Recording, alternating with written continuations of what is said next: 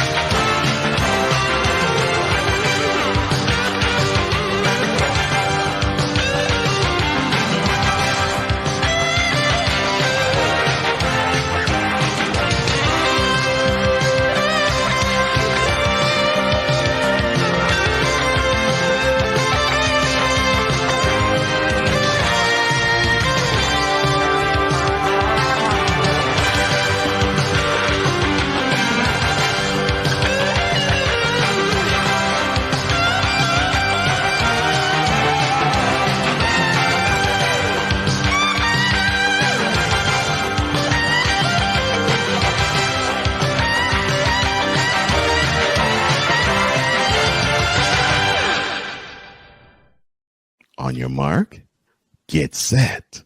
Let's go. I can't do it. We'll do it live. Do it live! I'll write it and we'll do it live! Mister, will you please wake up, wake up, wake up, wake up, wake up?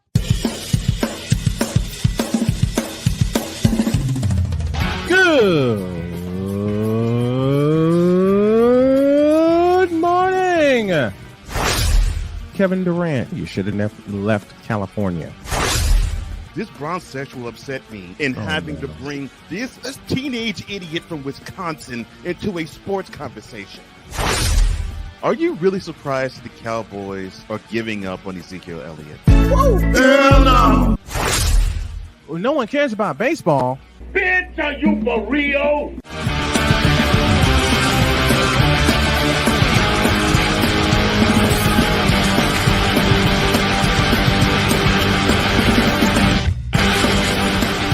Here we go! Good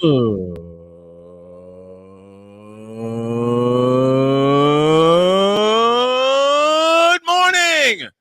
Welcome to the fabulous, fantastic football Friday edition of Snowman in the Morning. And boy, we got a lot to cover in a short amount of time to get there. I am totally sorry for the late start to the program. It's my fault. I had some belly issues, and I still got them going on, but I'm here. I'm waiting for my partner to get here. But I want to thank y'all for sticking with us. And now we go to the whip around, a quick version thereof.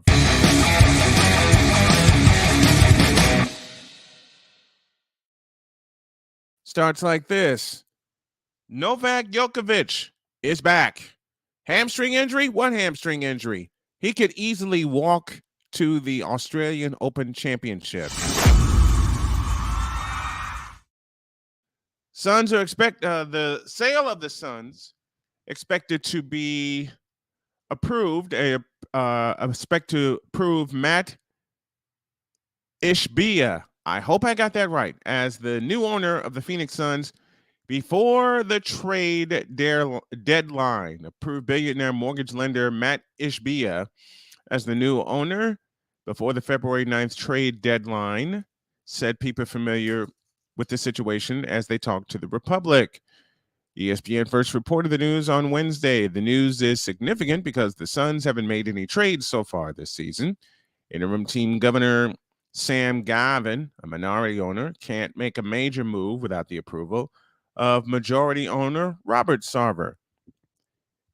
And in a sentence, I should tell you everything you need to know about that organization. And to think this team 2 years ago competed in the finals. And Mike McCarthy says, Jerry Jones, he wants me to coach here as long as Tom Landry. Really? You actually believe that? Scott Rowland is the newest Hall of Famer. Who? And the New York Jets have hired What? I'm done.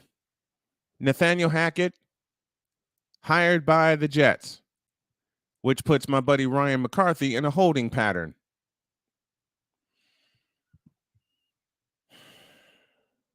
Nathaniel Hackett, hired by the New York Jets.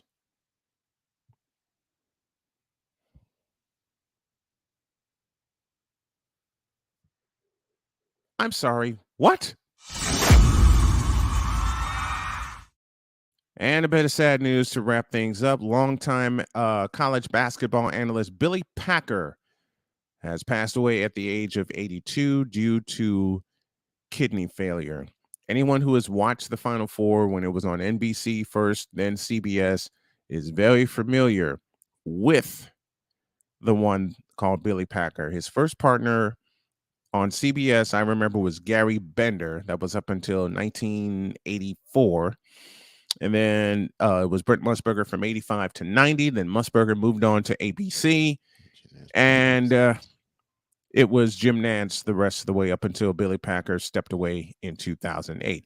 Here's my man, Cool Sports with a Z, in the house on this Friday morning.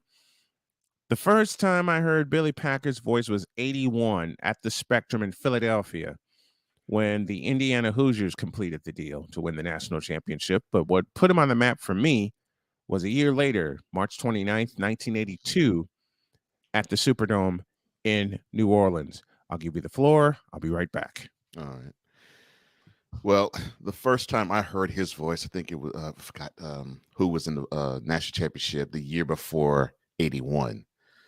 And I didn't recognize this voice. So it was interesting because I finally learned when I was young what a color analyst was supposed to be. So I heard his voice in 80, and then we fast forward to now, and he has provided us with 4 decades of wonderful material from which to draw.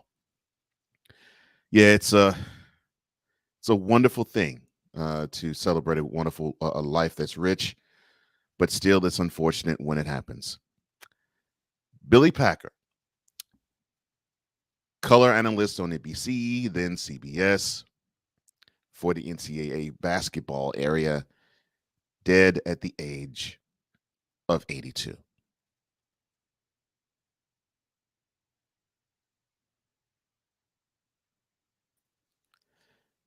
And that concludes today's Whip Around.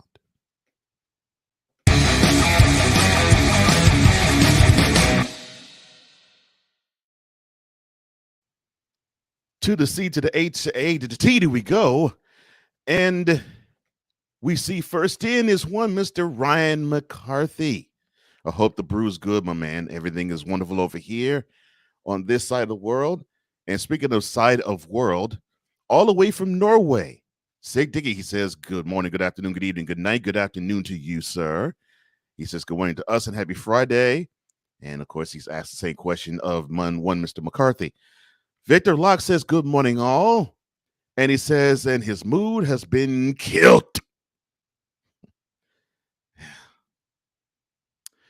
And Sig asks, what? And he after that, he says, the hack is now the Jets head coach. Who's ready did he brown nose? Well, he's not the Jets head coach. No, he's new offense coordinator. Robert Saleh is still the head coach of the Jets, but they had to assure themselves of the offensive side of the ball, as Ryan McCarthy also said, not the head coach, offense coordinator.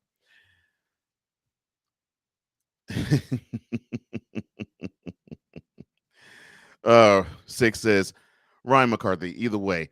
Are you kidding me? And when we come back, we will talk about other new hires. Actually, we'll talk about a new head coach hire on the other side. This is Snowman in the Morning on a Friday morning with Brian Snow. I am Cole Johnson, back, as Chuck Woolley used to say, in 2 and 2. This is Snowman in the Morning.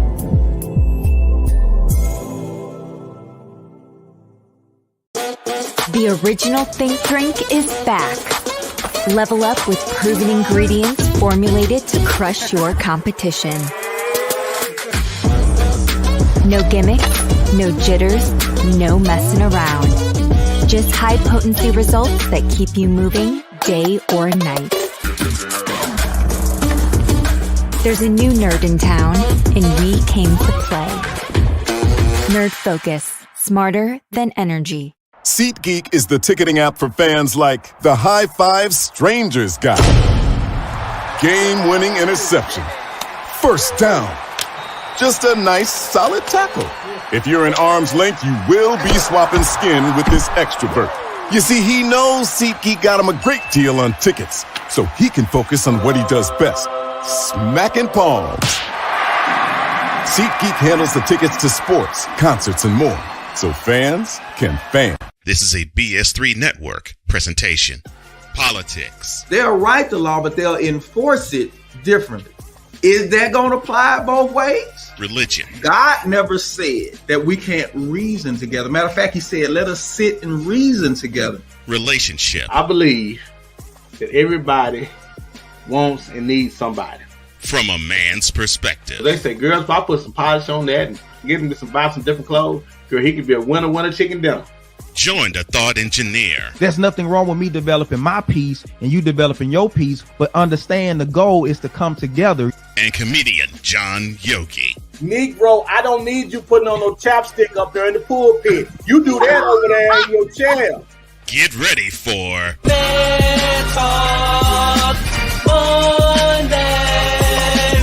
Live every Monday at 7 p.m. Central.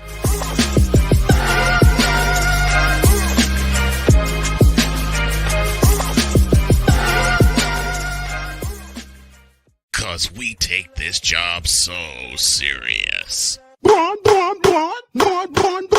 What in the all types of blue hell? This is Snowman in the Morning with Cole Johnson.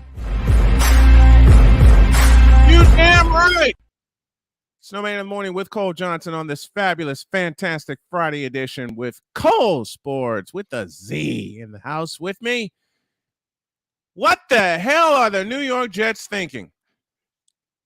Oh, well, here's what they're thinking, and I think I'll answer this question for you, Sick.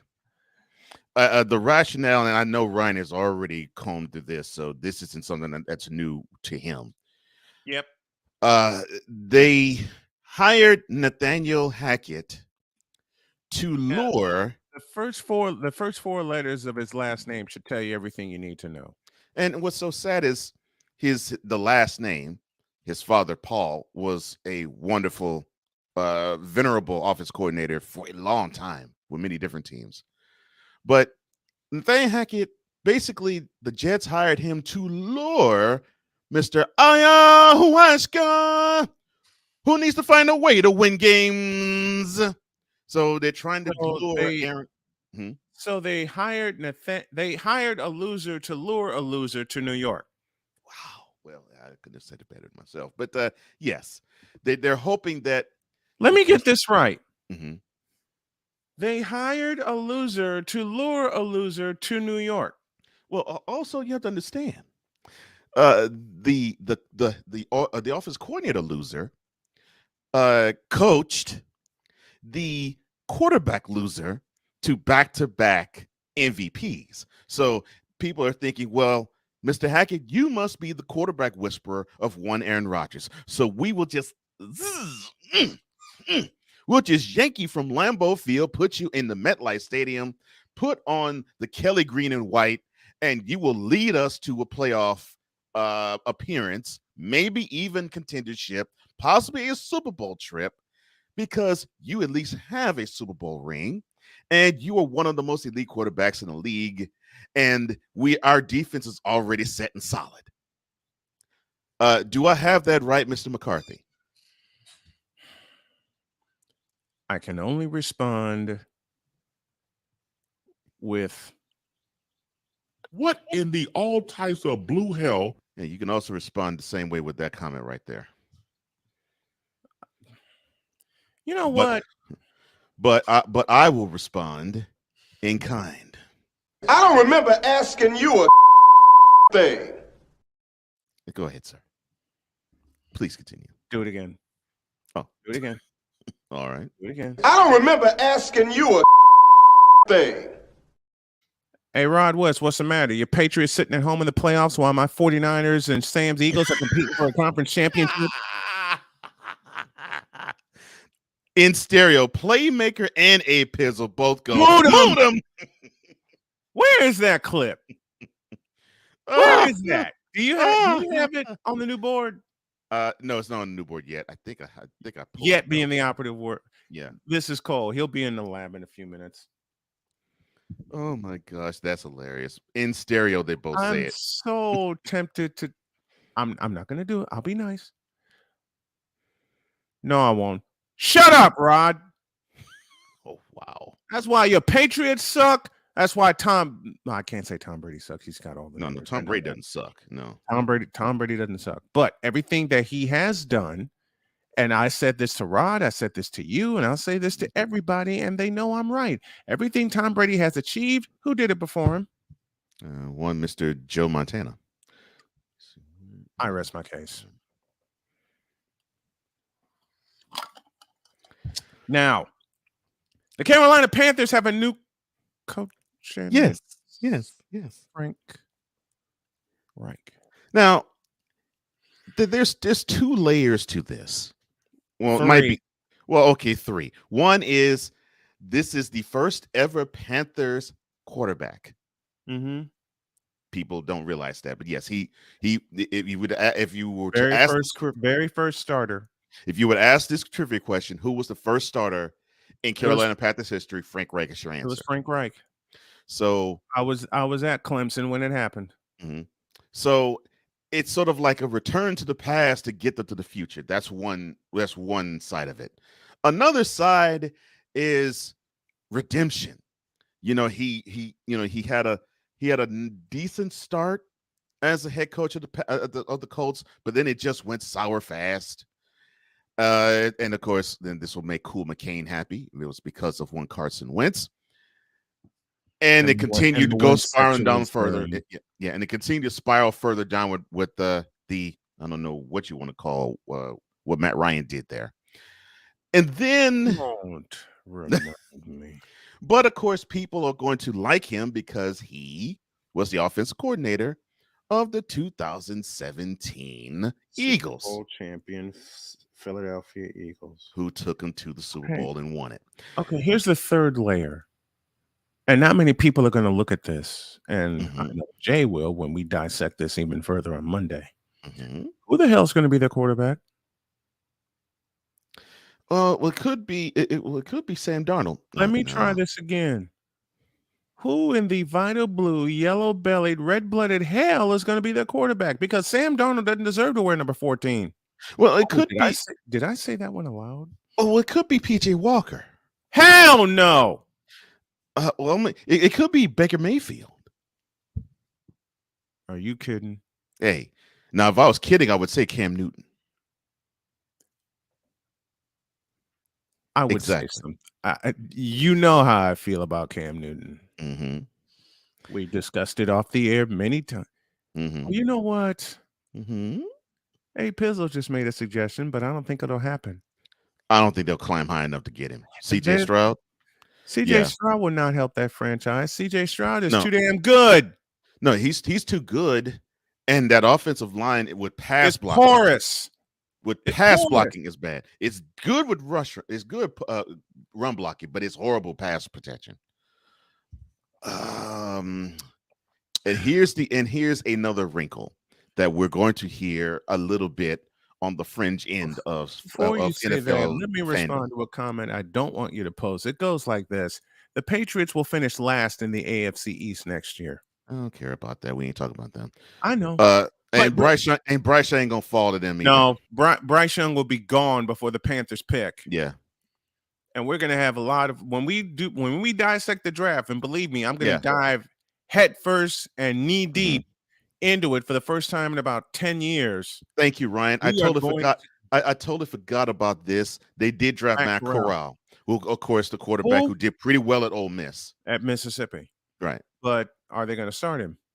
No. That is your question. I think the answer is no. They're too hooked on PJ Walker. Yeah. The answer to that is no. And it's not going to be Frank Reich's decision. It's going to be David Tepper's decision. Mm-hmm. Right. David Tepper does not have the balls to put Matt Corral in there. No. Let me say that again. David Tepper, not Frank Reich, because Frank Reich will pull the trigger in a heartbeat. David Tepper does not have the balls to start Matt Corral. Matt Corral, rather. Yeah. Period. And good morning to Wise, who is in Florida. Yeah, he's in Orlando. Mm-hmm. He's in Orlando. Yeah, we're gonna meet up a little later, but yeah. Let me see, where is it? But and the final wrinkle, and you'll hear this on the fringe. Yeah, you'll hear this on the fringe of of NFL fandom. The interim head coach Steve Wilkes, who took them to the doorstep of the horrible NFC South divisional title, and then got smacked in the mouth in Tampa in one quarter. People were thinking, well, okay, you did a good enough job. I won't say did a great job. You did a good enough job because we were circling the drain. And then some. Before you became interim head coach, then they rose to the rim of the circling of the drain. Have no fear. I mean, hey, the Bucks basically were in a dirty sink about to get to the drain. And then they played the Dallas freaking Cowboys. So the talk is this guy did enough to get the interim tag scratched from his title. No. But you will hear this because, of course, we have this conversation when it comes to quarterbacks of certain ilk. And coaches of certain ilk. And we will have that, and that conversation of coaches of certain ilk will be talked about too, because you have him not being even discussed as a head coach. Meanwhile, you go to Indianapolis. And the 1-7 Colts, a guy who led the Colts to 1-7 is being interviewed for the coaching job. And we'll eventually get it. And we'll eventually get it, and it's going to set off a firestorm. Watch this. It's going to set off a firestorm bigger than Lucas Oil Stadium. They want Lucas. Apparently, there's not enough signatures to prevent Lucas Oil Stadium from burning to the ground because Jim Irsay and his drunk ass is going to. I won't complete the thought. Thank you. Because we do not want to pray. I will not complete the thought. We want to pray he needs to go on a bender. And to Bishop Rod, whatever the hell this name is. Whatever the name is. I don't know what the hell this look, it's true I'm old, and it's true I have trouble with my sight, but even I can't read this grade A homogenized Holstein that's on my screen here. Bishop Rod Graham. Put some respect on TB12 name, and you got the nerve to call me a jive turkey? Look at your team, fool. Bishop Rod Graham, Jakes of New Victory, King James Church. Moan him! Thank you. And whenever you read that, why do I feel bile in my throat every time that's read? Why do I feel bile in my throat? See, this is one of the mornings I did not get any coffee, but now I need some. So if y'all can help the hosts out with a cash app, that would be great. Oh Lord. But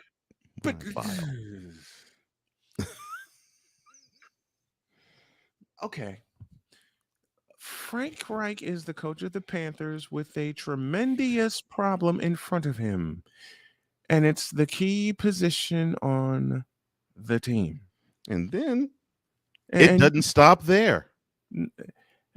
Look. Who's going to catch the ball from the quarterback? Who's going to run the ball? Let's go even further. Matter of fact, let's go further than that. Who's going to do you know where I'm going. Who's going to do the damn blocking? Because it ain't like you got 5 Penei Sewells up front to start.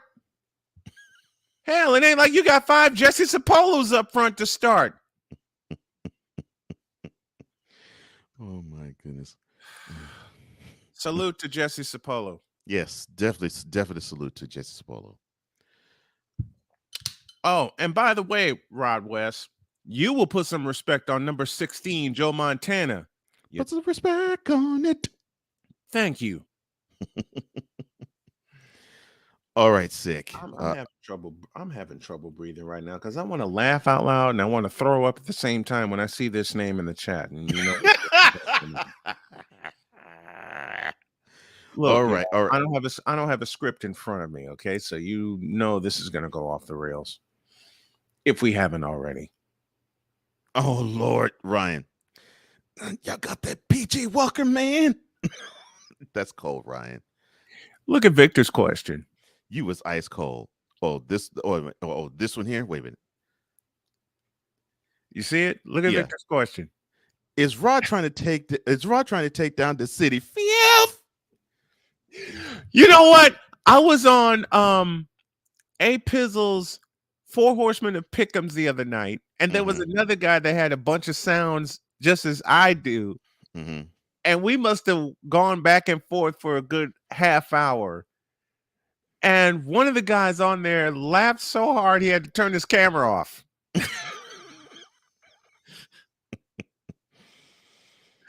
Oh, Lord. Oh, Lord. All right, sick. Here it is. I'll do it for you. No, this one's mine. Okay. Rod West Hungover Stupor is brought to you by Bum Leg Orthopedics. Oh, my leg, oh, my leg, oh, my leg, oh, my leg. In association with Braun Joy Juice. Now available in purple and gold and made with 100% organic seal milk.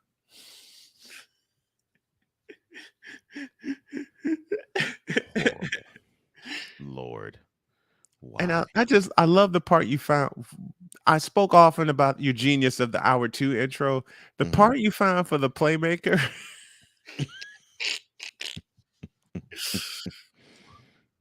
And wait a minute. Why is it? And you called this at the top of the season. Why is it being set up that you know who is going to break the record in between championship weekend and the blankety blank got Super Bowl? I told you. You said this during the summer. I said it. I was like, and watch when it gets broken. I followed along with your logic, and I did the calculation before the season started, and I'm like, damn, he's and he had a big part of this. Well, he set out a few games to have. Yes, he set it up, and he's setting it up to break it in San Francisco. I was about to say if all places there. The irony is real. The bullshit is real. Because I was thinking either I said it was probably either going to be 2 places when he goes to Madison Square Garden. Or when he goes to Chase Center for the last time this year. Yeah. Go figure. Well, okay. Since it is the bottom of our number 1 on a Friday, we have to introduce the guy who always brings us all the hot football news of the Pro Variety. Ladies and gentlemen, it is Sam Shady who joins us on the program. Good morning, sir. Good morning. So excited to talk to you guys. And with that, to victory. Score a touchdown, 1, 2, 3. Hit 'em low, hit 'em high, and watch our Eagles fly. Fly, Eagles fly, on the road to victory. EAGLES. Sam, you ready? Oh, I'm so ready, Brian. 3 p.m. Well, 1 p.m. where you live, but 3 p.m. kickoff on Sunday. The Eagles host the 49ers in a game that I have to say my partner actually predicted week 1 of this season. And now it is here. Yeah. What are your initial thoughts about this game as we roll into Sunday? Well, ironically enough, if there was one opponent I could have picked that I didn't want the Eagles to play, it would have been the 49ers because they're easily the toughest competition in the NFC. And I've really been saying this all season long. Yes. I wanted Dallas to win personally because I felt like our chances of beating Dallas were a lot better. But with that being said, I don't think it's going to be a game where the Eagles are outmatched. I think it's going to be a very good game. In fact, I personally think it might be one of the best championship games we've seen in probably the last 5 to 10 years. I'll go further than that. This will be one of the best championship games I personally have watched since the masterpiece by the Giants in 1990 at Candlestick Park, where they beat the 49ers without a touchdown. 5 field goals won that game. It might be a similar style of game if that's the case. Yeah, it's going. What did I say all week? It's going to be a slobber knocker. And Sam, what did I tell you at the top of the season? Who did I pick to be in the championship game?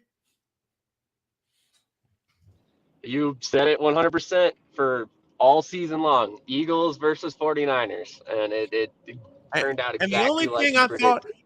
and the only thing I've said it all season, and it's come true. The only thing that will be decided is where. It would either be at Lincoln Financial Field or be at Levi's Stadium.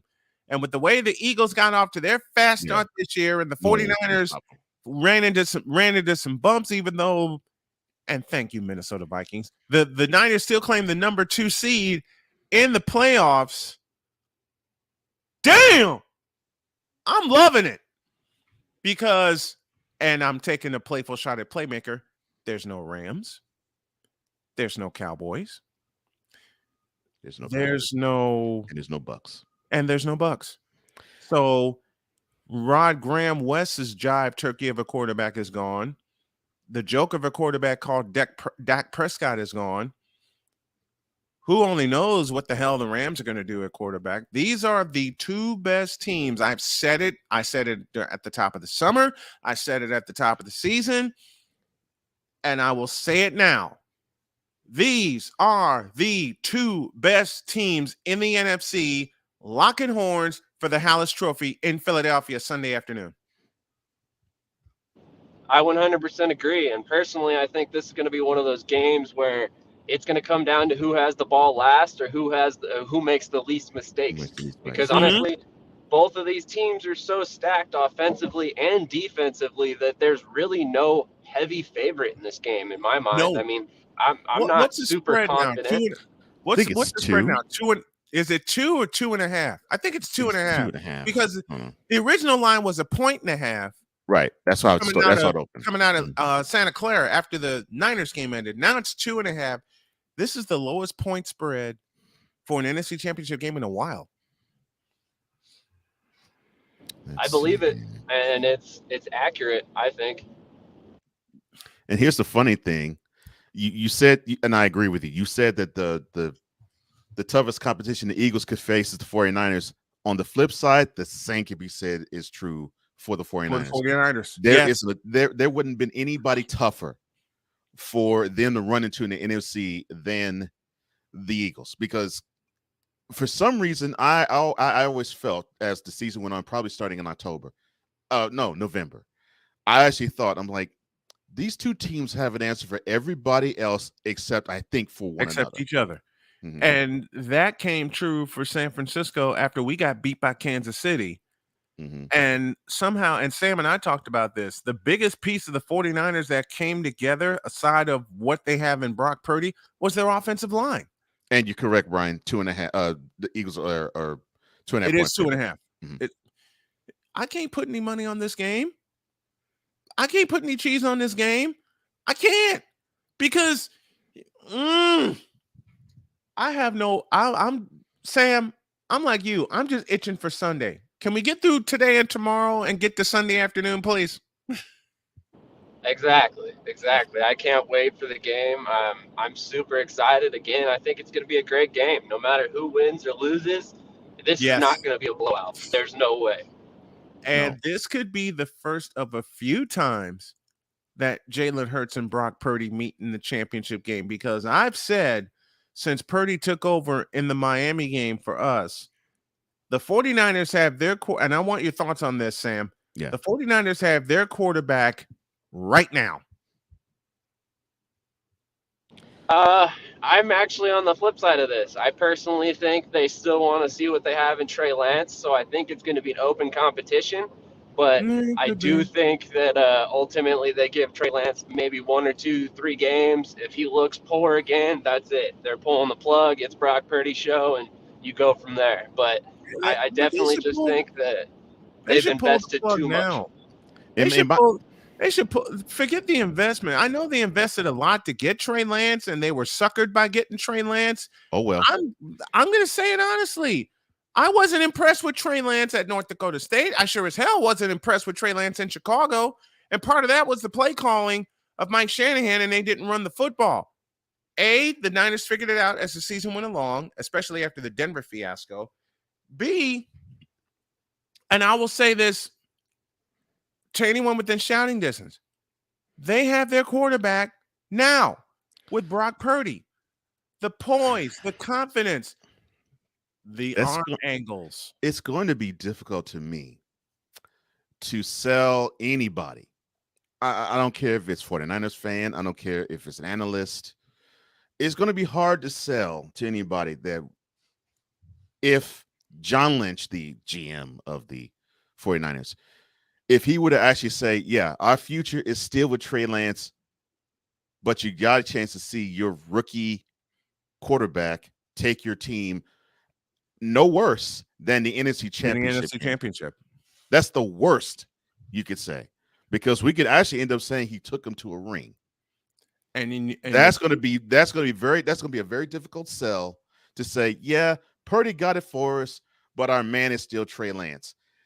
I would get if that would happen, I would think you would get the vibe that the Giants had after 1990 when Jeff Hostetler jumped in place of Phil Simms, but it wasn't a controversy; it was because of injury. And same here. To a ring. Well, same here. It was an injury that got Brock Purdy to start, and the same with Jeff Hostetler in 1990, because Phil Simms took him to 10-1.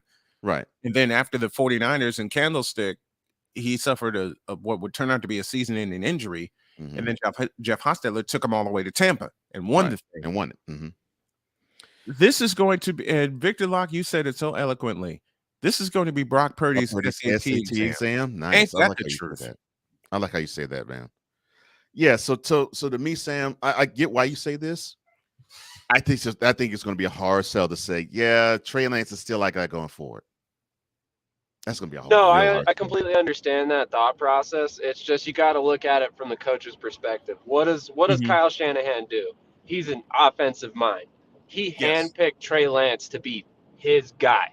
So to give up on him without even really giving him an opportunity to start, I just don't think that's in Shanahan's blood. I personally think he's going to give him a chance. Again, it's probably only going to be a couple games. It'll be a short leash at the very best.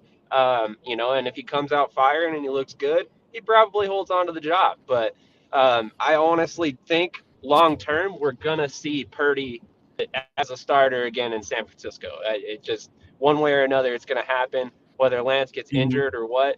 I just think one of the things that Lance didn't benefit from is the fact that they try to rely so heavily on his run ability. I think he averaged like 7 carries a game, and they completely changed the offense with Lance in. If they played their game and let him run when necessary, I think you might see a different Trey Lance.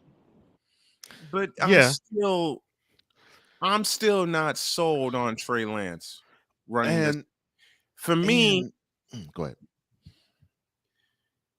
We talked about the experience with Brock Purdy and how much experience he has. 3-year starter in high school, 4-year starter at Iowa State. Or in college. For me, that's the difference. That is the difference, because Trey Lance put on a quote-unquote showcase game at the Fargo Dome, and he flopped. And to me, forget North Dakota State.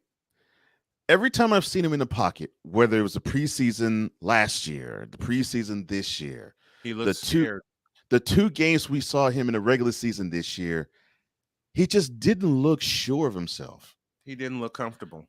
Conversely, Conversely, when we saw Purdy come in cold off the bench, I don't know if he actually ran with the first team until he actually became a starter. He actually looked like he had a grasp of the whole game. And I know he doesn't have the whole grasp of the playbook. I'm not saying that. But it just seems as though he didn't shrink in the moment. It was like, okay, I was meant to be on this stage. And you could see that in him. That's the biggest thing for me, is the confidence. And one of the first throws he unleashed, I want to say it was to Juszczyk against Miami. And there was no way he was going to get it over the top of 2 oncoming defenders who actually leaped in the air to try to get him. So what does Purdy do? He went Dan Quisenberry, dropped sidearm, and flung it to.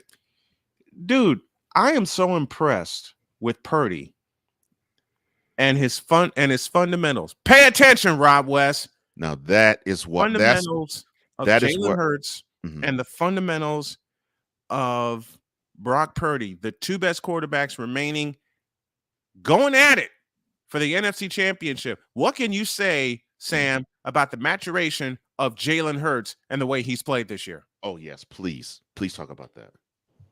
Oh, I'm very encouraged by the progress that Jalen Hurts has shown. Last year, he was a run-first quarterback that was a pass-second guy. And this year, his work with Tom House this offseason has been instrumental in his accuracy, his decision-making, his overall ability as a passer. And it has shown on the field so amazingly.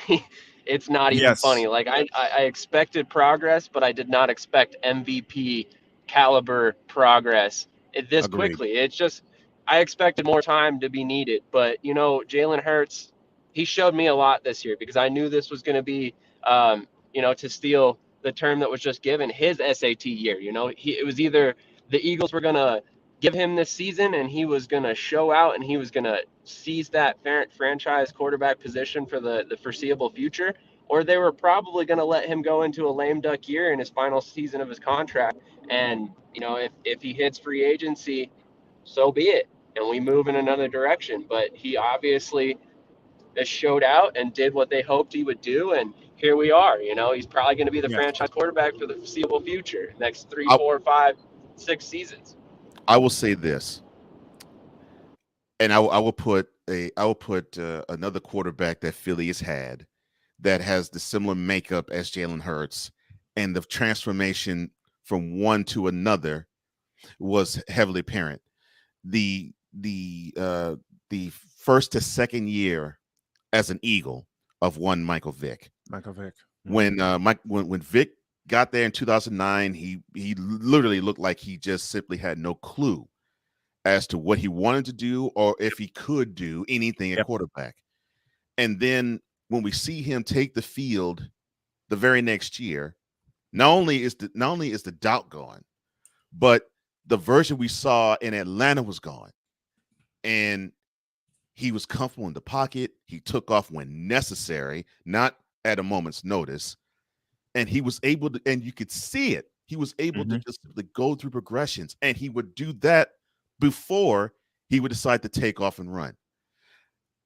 Seeing that in Hurts, I think that's what impressed me about him, and that's what gives me hope that a quarterback that has that type of skill, that type of athletic ability, in like a Jalen Hurts, can have that ability and use it to their advantage, but you could still beat teams silly in the pocket.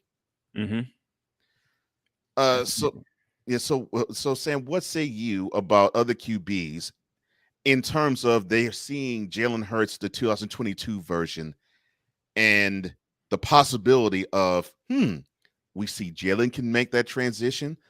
I can do that too. Like if it is a Lamar Jackson, or if it is, for a lower status PJ Walker, or if it is or is a Kyler Murray, those types of quarterbacks. Do you think that it would help those who have the athletic ability, but they shy away from actually learning how to be a tall, confident presence in the pocket? Can they gather confidence from Jalen Hurts from this year? Absolutely they can. I mean, absolutely they can. There were literally people that said Jalen Hurts was more of a running back than he was a quarterback when he came out of college. And, it was fair to be said. The dude had over 20 rushing touchdowns in college. I mean, he was a run-first quarterback. And he has transitioned beautifully into, not necessarily a pocket passer, because obviously he still ran a lot this season. But he's a guy that can do damage both ways. He's a true dual threat quarterback, and that is the definition of the position. We saw a couple seasons ago where Lamar Jackson tore it up in the pass game, but he's kind of waned since then. And you wonder why, but that's because of this. That's how he's used. He was run first to set up the pass, and then defenses adapted over the past couple seasons. And now it's time for him to transition into that pass-first quarterback that uses his legs when they're necessary. And that's another thing that's going to prolong his career as well. And I guarantee Baltimore's looking at this when they're considering his contract as well. You have to consider his long-term viability. If he's Right. running this much every single season, he's going to continue to have lower body injuries for the rest of his career. And he's eventually going to flame out and be out of the NFL in, probably 7 seasons rather than 10, 15, 18 years or whatever it may be. And Shout out to Cam Newton, by the way.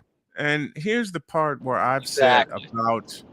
here's what I've said about Lamar Jackson. And I continue to get crushed for this, but there's a word that I've used and people don't want to look at it this way. But because of what happened in 2019 with Lamar Jackson getting a unanimous MVP, and you can look at the numbers since then and his style of play, Lamar has regressed.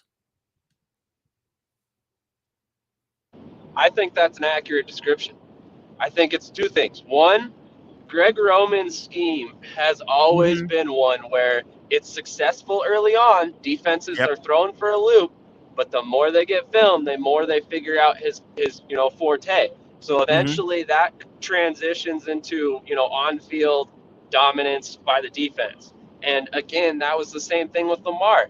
It's not that Lamar doesn't have the physical attributes to be a franchise quarterback. It's that they lean so heavily on his run game, like Cole so aptly put it a couple minutes ago, that he didn't have to be that pocket passer. He didn't have to beat teams with his arm. He traditionally was beating teams with his legs, and they were so focused on what he could do on the ground that they opened up passing lanes for him. He was never an accurate quarterback. He might never be an accurate quarterback, quite honestly, unless he starts taking his career seriously. He sure as hell wasn't accurate at Louisville. It was his legs that got him that Heisman Trophy. He was not accurate at Louisville. Absolutely. And don't get me wrong, we're not trying to bash on Lamar Jackson here. He's an unbelievable athlete. In fact, one of the best I've ever seen in my entire life, probably since Mike Vick. But at the same time, he needs to go seek out help to develop as a passer. Go get with Tom House. Go get with somebody like that. And you work with him to continue to develop as a passer, because as you progress, like we spoke about, the successful dual threat quarterbacks slowly transition into pocket passers as they go. Guys like Steve McNair, Donovan McNabb, John Elway even was a run-first quarterback early in his career. So you look at all these guys, how did they make their careers last, and how were they successful over time? It was throwing the ball from the pocket. They stayed in the pocket. And the best example, Steve Young. That is a great example. He is one of the best running quarterbacks of all time, but we don't ever talk about it because of the fact that he was so successful as a passer. Right. And he won 3 passing titles in 4 years, beginning in 1992. First 49er quarterback ever to throw for 4,000 yards in a season. Again, the year 1992. And that was when he made the transition, finishing the 91 year in place of Montana, where he became a quarterback. I don't see that for Lamar Jackson, because let's go back to the divisional playoff game where they hosted Tennessee. Baltimore had the number 1 seed, supposedly had an easy route to the Super Bowl. And then Tennessee came into Baltimore and they socked Lamar Jackson in the mouth, and they punched Baltimore in the mouth and took away his game. 100%.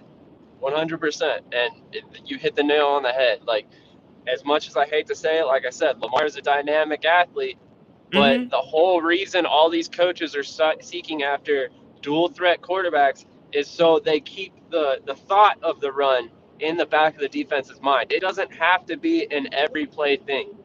These offenses that you see developed around the run first quarterbacks are so these guys can transition from the college game to the NFL, but it's supposed to be a progression to a pocket passer, regardless of how you look at it. It's just, that's how it should work. You should grow as a quarterback year over year. And that's a big reason why Greg Roman is no longer with Baltimore. They want Lamar to transition, and he's not the offensive coordinator to do so. The guys he's been successful with in the past, Colin Kaepernick, like guys that are very similar to what Lamar Jackson's showing us right now. He regressed as a passer and then ultimately ended up out of the league. And I'm not here to argue that, his social justice campaign didn't have anything to do with it, because let's be honest, it did. But at the same time, I think he would have been still in the NFL had he progressed as a passer Thank rather you. than just relied on his legs. Thank you. He needed to progress as a passer, and he didn't. Matter of fact, I'll give you the exact game or the exact time where Kaepernick fell off as a quarterback. After he threw for 412 yards Oh, in the gosh. opening game against After the Super Green Bowl. Bay And that was after the Super Bowl. at Candlestick Park, after his Super Bowl appearance. Right down the drain, and he hasn't recovered. And you wonder why. You wonder why Kaepernick will never get another shot. Look at the film. Well, you don't have to look at the film anymore. But No. yeah. It's too easy to dissect that. I agree. And quite honestly, if I were an NFL team looking at Colin Kaepernick at this point, I'm not even considering him, because not only Why would you? do I know that it's been so long, but to me, he doesn't show a love for the game. What was his lasting memory? You know, the last time he had a chance to potentially be an NFL starter. He turned down a job in Denver for $11 million a season, and he bet on himself, and look where he's at. Right between the eyes with that. Yes. Sam's Yes. preaching. And Yes. what did I say about Kaepernick that cost him, besides the fact that he couldn't throw? He opted out of his contract. And all because the same thing Mac Jones is going to foolishly do later on. Yeah. Patriots. And all because he got some faulty advice, thinking, well, your value is probably higher now than ever before. And I don't think the 49ers are going to pay you what you're worth, but these other teams will. Well, you now know that isn't the case. Yeah. And it's unfortunate, but Kaepernick did it to himself, just like Lamar Jackson's doing it to himself, and just like Mac Jones is going to do it to himself, because he's going to get some faulty advice. Watch this. Watch. That's Sam Shady. He joins us at the bottom of hour one every Friday. It's a pleasure as always. Ready for one hell of an NFC championship.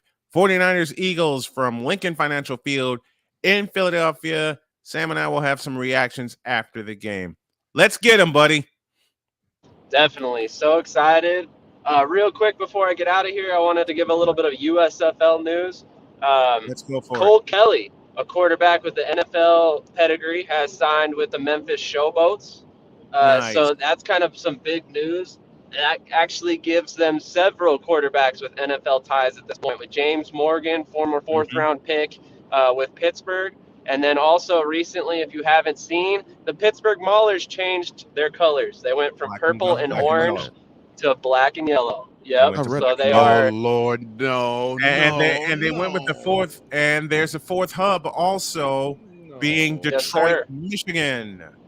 Yep. So two teams, Philadelphia and Michigan, will play in Detroit at Ford Field, and then also Pittsburgh and New Jersey will call Canton Tom Benson Stadium home, and Tom Benson will also get the playoff games as well as the championship game again. But there is one more piece of news, unfortunately, from the USFL, two pieces of news really, that I have to share with a heavy heart. Defensive end Jesse Leminer, a 26-year-old player, was signed with the Birmingham Stallions. Most recently was drafted by the Arlington Renegades, and also played for the Detroit Lions at one point, has passed away. He is not the only one, unfortunately. Defensive line coach from the New Orleans Breakers, one of my contacts actually, Greg Patrick, has also passed away. One of the things that I wanted to say, and I don't say this with any ill will towards the league, but it took them all day to acknowledge the fact that Jesse Leminer had passed. And from what I saw, they didn't even mention Greg Patrick. To me, that's a huge mistake by the league. You have to be immediate with these things. And why do I say that? Because we saw the XFL acknowledge the death of Jesse Leminer, a player that chose the USFL over the XFL, acknowledged his death before the USFL did. That's a problem. On top of that, Greg Patrick passed away yesterday. They still haven't even mentioned it. What is wrong with that? Like that to me is a lack of a social media team. They're putting way too much from the league perspective on one or two people that run that social media department. And that's why I wanted to throw this out there, because this is a league thing. It's not the people in the social media department, because there is nobody specific to the Stallions. There's nobody specific to the Breakers. And that's the problem. If there were, we would have better updates, we'd have better news, and we'd have more stuff like this covered when it should be. And unfortunately, the USFL hasn't gotten to that point yet. But there is some encouraging signs, because they hired a company that's from the outside perspective to handle their marketing in Memphis. So I'm very encouraged by that. I want to see how they handle it in Memphis. Maybe we get some more coverage in Memphis and we see a blueprint for how the USFL can succeed in other cities in the future. Well, we're going to help things out and help things along with our coverage of the USFL, teaming up with the Shady Sports Network as well. That's Sam, NFC Championship weekend. 3 p.m. for the NFC, 6:30 for the AFC. Going to be some great times, great football. Thank you, Sam. Absolutely. Thank you, guys. Catch you next week. All right. This is one of the times I am truly nervous before a football game. But I know we're going to see one hell of an NFC Championship. Hour 2 starts now. Time for hour 2 of this spectacular. Ryan McCoffey now joins us this morning. That's what you need to do to beat Josh Allen. You need to make him uncomfortable. Hour 2, time for some Spivey notes. And here's Jay. Well, I know he's only in his 3rd year, but they're just wasting Justin Herbert. Hour 2, the hardest working content creator I know, the playmaker. Hey, LeBron James, the greatest scorer of all time. Hey. Hour 2, the one, the only Christopher Dietz. They rewarded Ohio State for not playing, and they punished USC for playing. Hour 2, Sam Shady. Oh, man. It's been a roller coaster ride if you were a Philadelphia Stars fan. Hour 2, that's Big Ben, the man in charge of the BS3 network. And if I see Kurt 2 Chainz Cousins out. Hour 2, Chris Bay's joining us. Oh my God! Oh, this game! Oh, way to go, Sammy! Hour 2, YSL. Oh man, I thought I missed it. What in the all types of blue hell? Time for hour 2 of this spectacular, and it starts right now. My partner's a fool. My partner's an idiot. My partner's a freaking genius. I don't know which part of the intro I love best. Here's one of them right now with the now infamous line. Kurt 2 Chainz Cousins. 2 Chainz Cousins. Here's Ben Sutter. He joins us right now. Good morning, Ben. Good morning. Good morning. Happy Friday. Happy Friday to you. What the hell happened on Sunday? All right. Thanks, guys. See you later.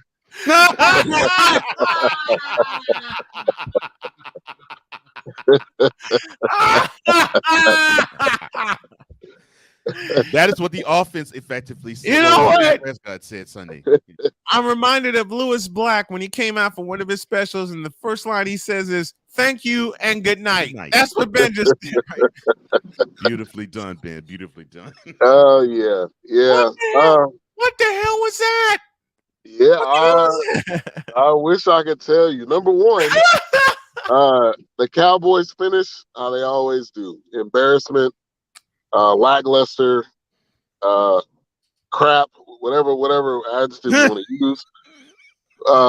But I think the most important thing is that the offense could not score in the second half. They scored 1 touchdown. They could not score in the second half. And the biggest thing about this game is that it was winnable. This game was clearly winnable, and our starting quarterback could not get into the end zone. Whoever people want to put the blame on, I don't really care at this point, but that gets a majority of the blame. You threw 2 picks. You could not get in the end zone. Your throws, you weren't accurate in the second half most of the time. And, it was just a complete disaster and a falling apart. And that's what it came down to. The defense showed up. Kittle got that one play, that one big play. We juggled the ball. Right. And Trayvon Diggs just basically dived out in front of him with his eyes closed. Basically, tackling the worst tackling that you could ever do in a Oh playoff my God, game. I can't see. So yeah, all of that factored in, and that's what it came to, an L, like the Cowboys do. Well, there's a very important question in the chat, and we'll get to that, and we'll get to that in just a moment because we got to have your thoughts on that. But what I want to revise is the point I want to revise is something Cole brought up. Dallas gets a touchdown and they get 6 in the second quarter. Right. 49ers get a touchdown in the money period and they get 7. Yeah. Huge. Yeah, Huge. definitely. And to your point, Ben, well, that's one of those points. The other 6 that was gift wrapped to the 49ers was due to the arm and the horrible decision making of one Dakota Prescott. Because I said, Monday, I was like, okay, so those 2 interceptions both of them turned to field goals at 6 points, and then the blocked extra point at 7. Yeah, what was the final score in that game? 19-12. So it just goes to show that things are razor thin, and I gave credit to your team's defense, man. They wanted to be in Philly on Sunday. They played hard, tough, and smart enough to where they said we're going to win this game. But but on the other side, the leader of the team was like, well, I'm not so sure, and made horrible decisions. One quarter after the next quarter after the next quarter after the next quarter that doomed them, and damn near threw a pick 6 to Dre Greenlaw. Almost threw a pick 6 in the game on the same play that we had talked about so much. Almost threw the sideline. I think what did we call it? Sideline out. It was an out. It was well, it was. I mean, he called a bench route. Yeah. If we're honest, he could have 4 because there was another one. Right, there was another one that was dropped. Right.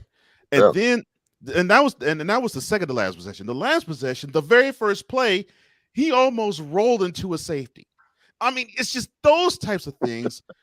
And then on top of it, I'm thinking along those lines, this isn't you.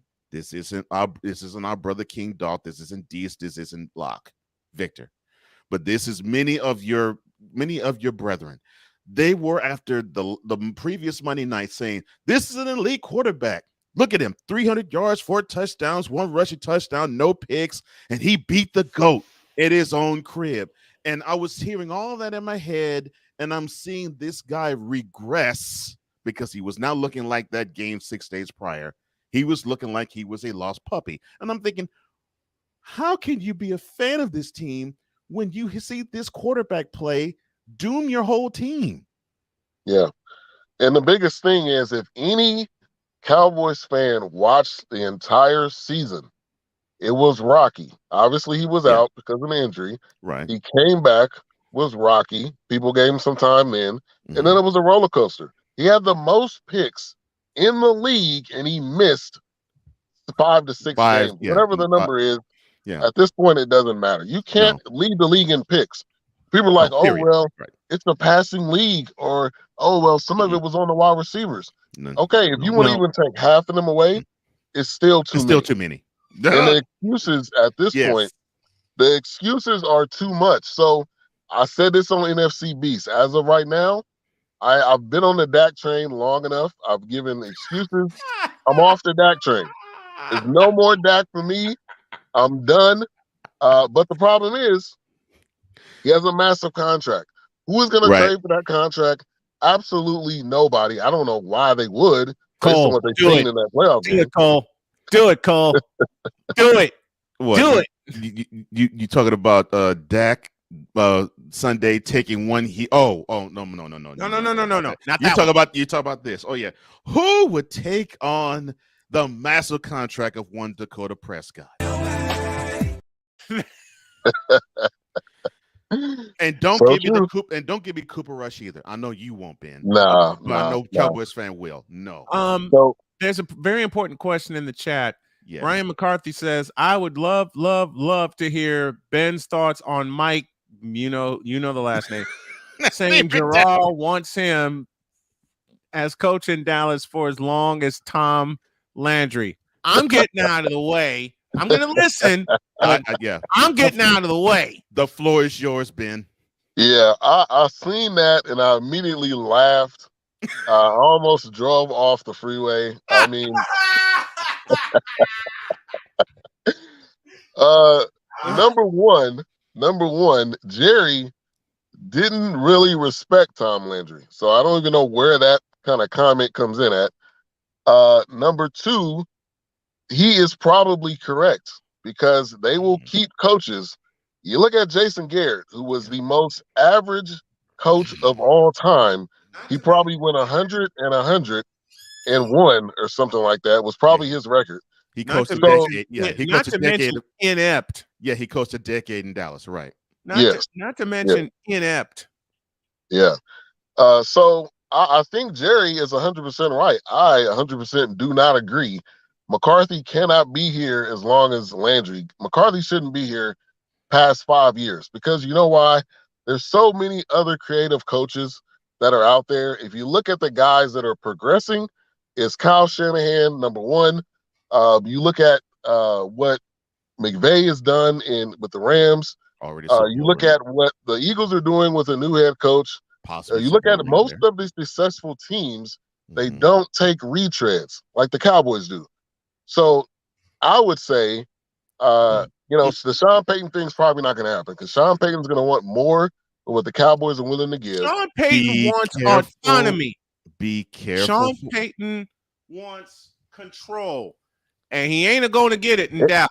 And the Saints are going to want 2 first-round picks. Right. Yep. So it's going to be expensive to get Peyton, but Peyton's not going to go to Dallas. But be careful for what you wish, sir, because you say that, and your next head coach will be Kellen Moore. Oh, please no, please! If anybody ever seen The Office, can you get Bishop Bullwinkle, please? I'll do this for Ben. I do this for you. Can we get Bishop Bullwinkle? I don't even have to pose a question. Can we get Bishop Bullwinkle, please? Hell no, to the no, no, no. Hell to the no, hell to the no, to the no, no, no. That's for Ben. That's for Victor. That's for Dietz. That's for all the thinking Cowboy fans that we know. That'll be That's for y'all. There'll be Jason Garrett 2.0. Yeah. Or 2.5. Oh, no, McCarthy is Jason Garrett 2.0. Kellen Moore would be Jason Garrett 2.5. No. I'm talking about from the standpoint of they had no previous head coaching experience whatsoever.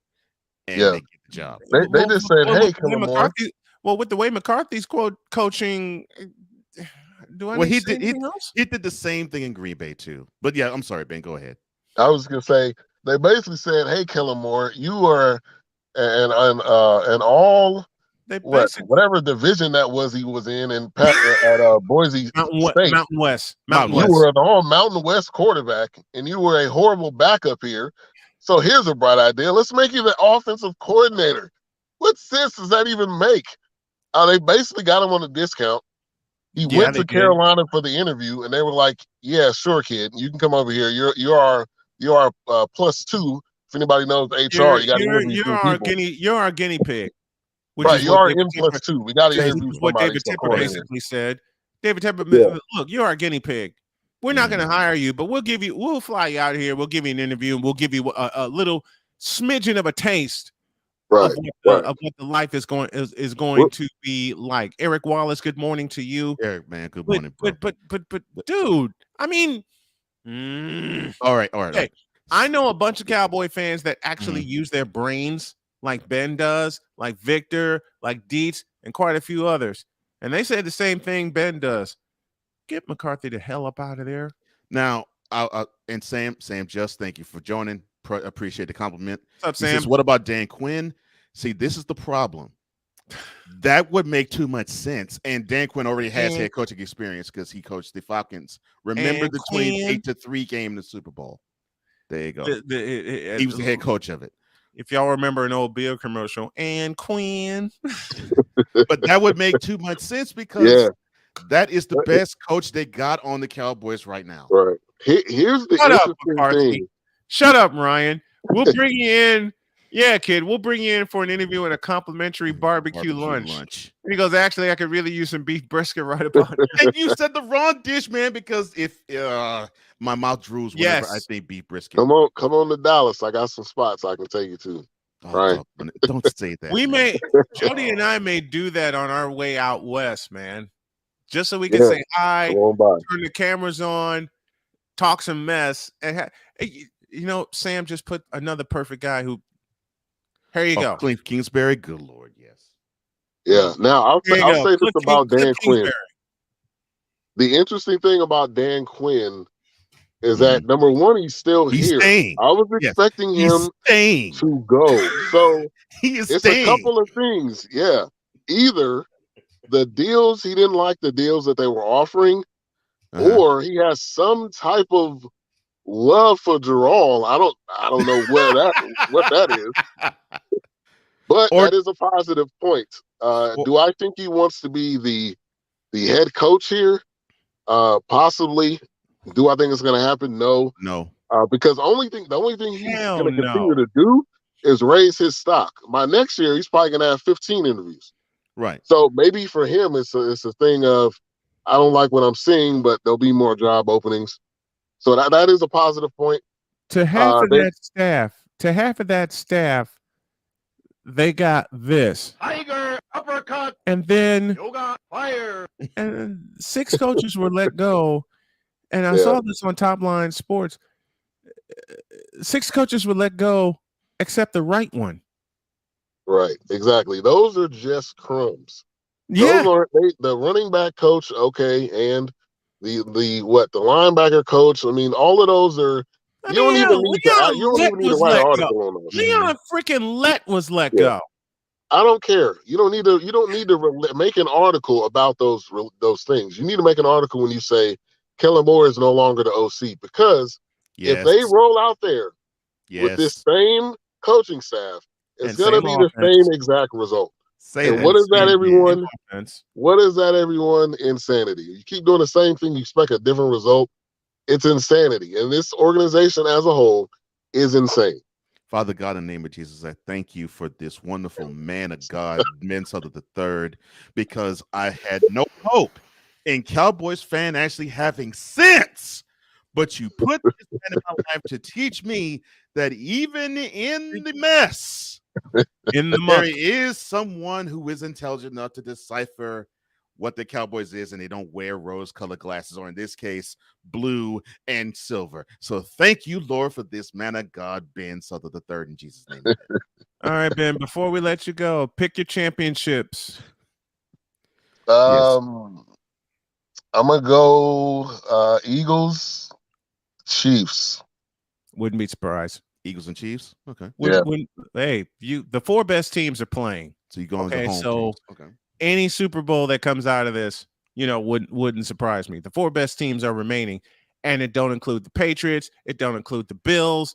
I'm sorry, Ben. It don't include the Cowboys. It don't include the. What?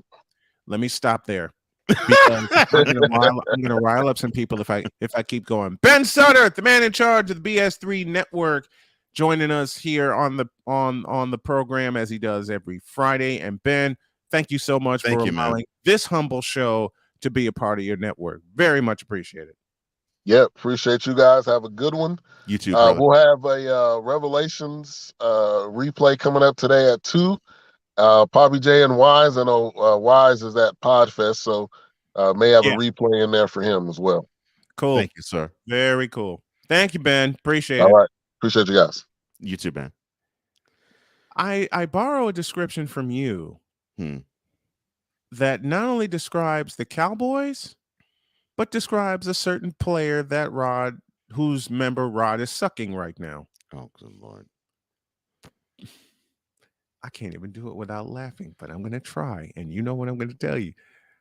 Praise everything the Cowboys do and never criticize. Oh, you can. Gosh. Actually, that wasn't the sound. This is Steve Harvey. Yes. Yes. That is hilarious. Porcupine. Oh You know Lord, the exact no! episode. Oh no! This is flashing my brain now.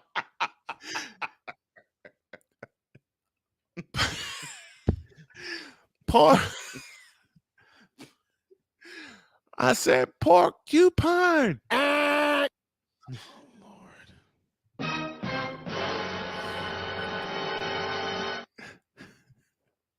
Surprise, mother. Porcupine. I'm like, Lord, why? But yes, I watched that episode live. Mm-hmm. I couldn't watch the rest of it. I couldn't either.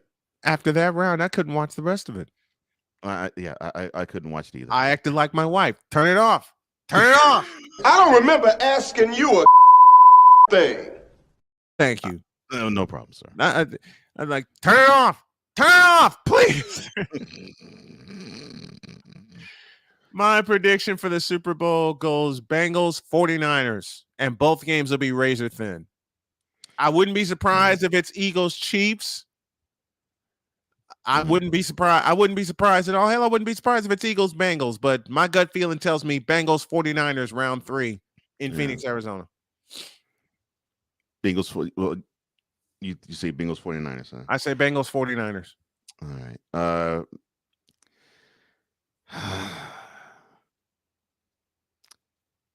The only team I would pick against the 49ers would be the Eagles. Would be the Eagles. Mm-hmm. And I'm doing this here. And it's not because I don't think the 49ers are going to do it. Right. I'm seeing so many things about both teams that are even. The only advantage, and they're similar in style. They're not the same, but they're similar in style. The only advantage I can see that is one that's huge over the other. Yeah. And I can see it on both teams, to me. The linebacking core of the 49ers is a little better than the Eagles linebacking core. Right. And conversely, this is a game where I don't care who wins the NFC Championship. I got 2 Reds Apple Ales in the fridge waiting for me.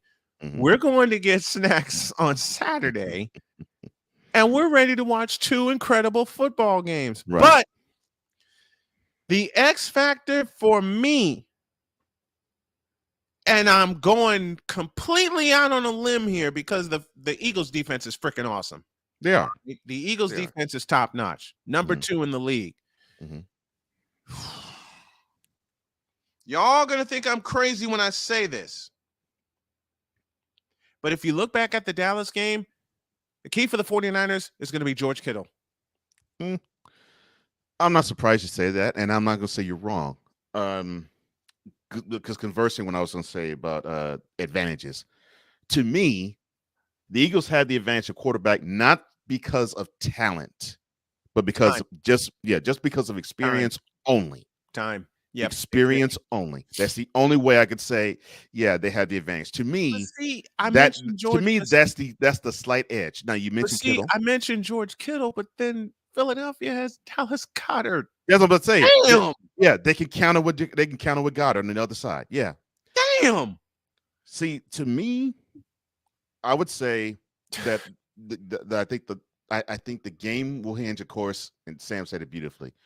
Whoever turns the ball over fewest amount of times, or whoever has the ball last. Yeah, it's going to.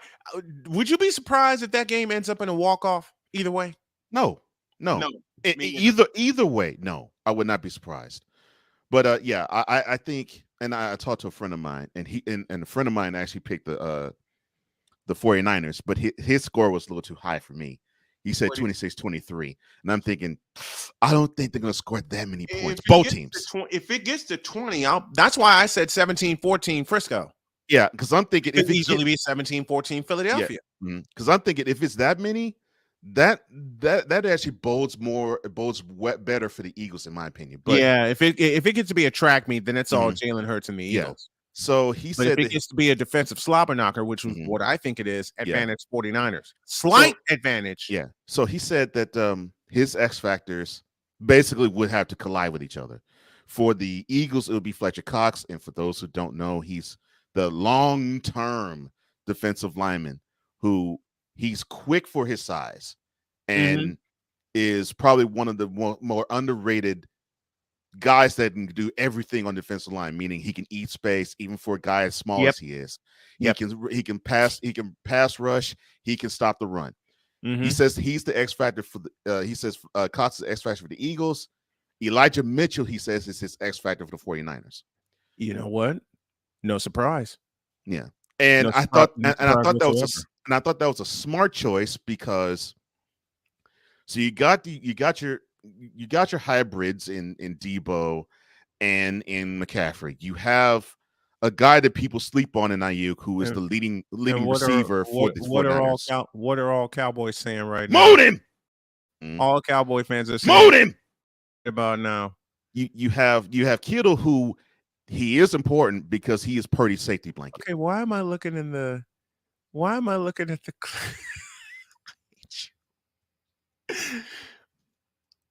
you have a countdown for why am I laughing? I'm looking at the clips and I see 4 little letters and the word countdown behind it. Why is that setting me into a fit of giggle? Do I want to look? No, I'm not going to look. I am going to compose myself by playing this. So I realize that I think, even though it's not advertised, right, there has to be a place for stupid people. We don't know because we're not stupid, so we Like don't know anything about like secret transsexuals. club society. Oh my gosh! So I come to the conclusion that he graduated from SU, stupid university.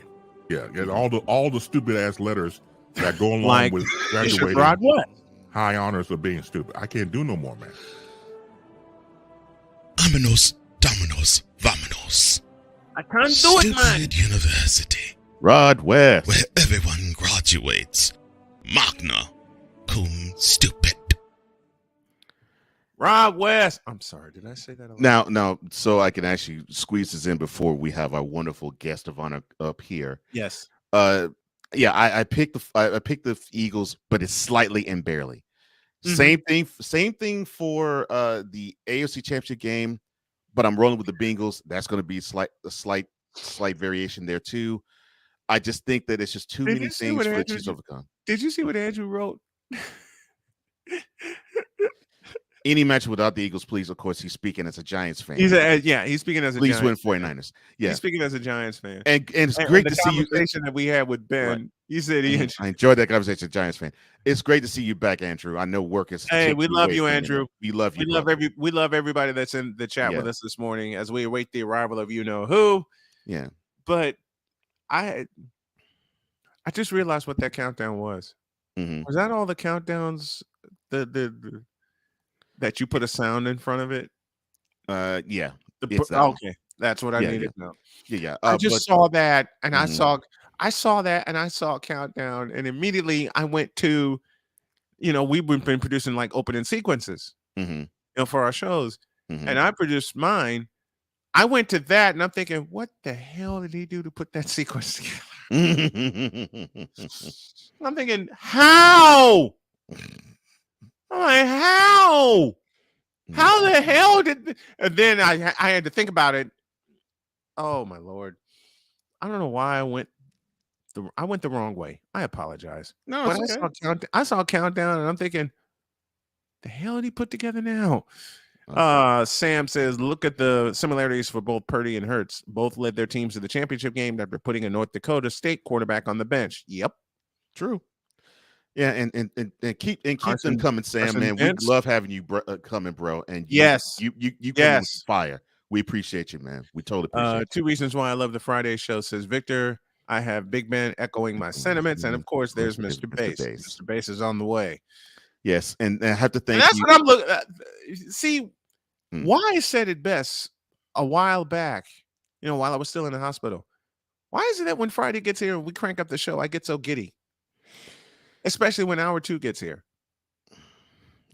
Well, do I need an answer to that? It's just something it's just anticipation. It's something that it's something that you want to have.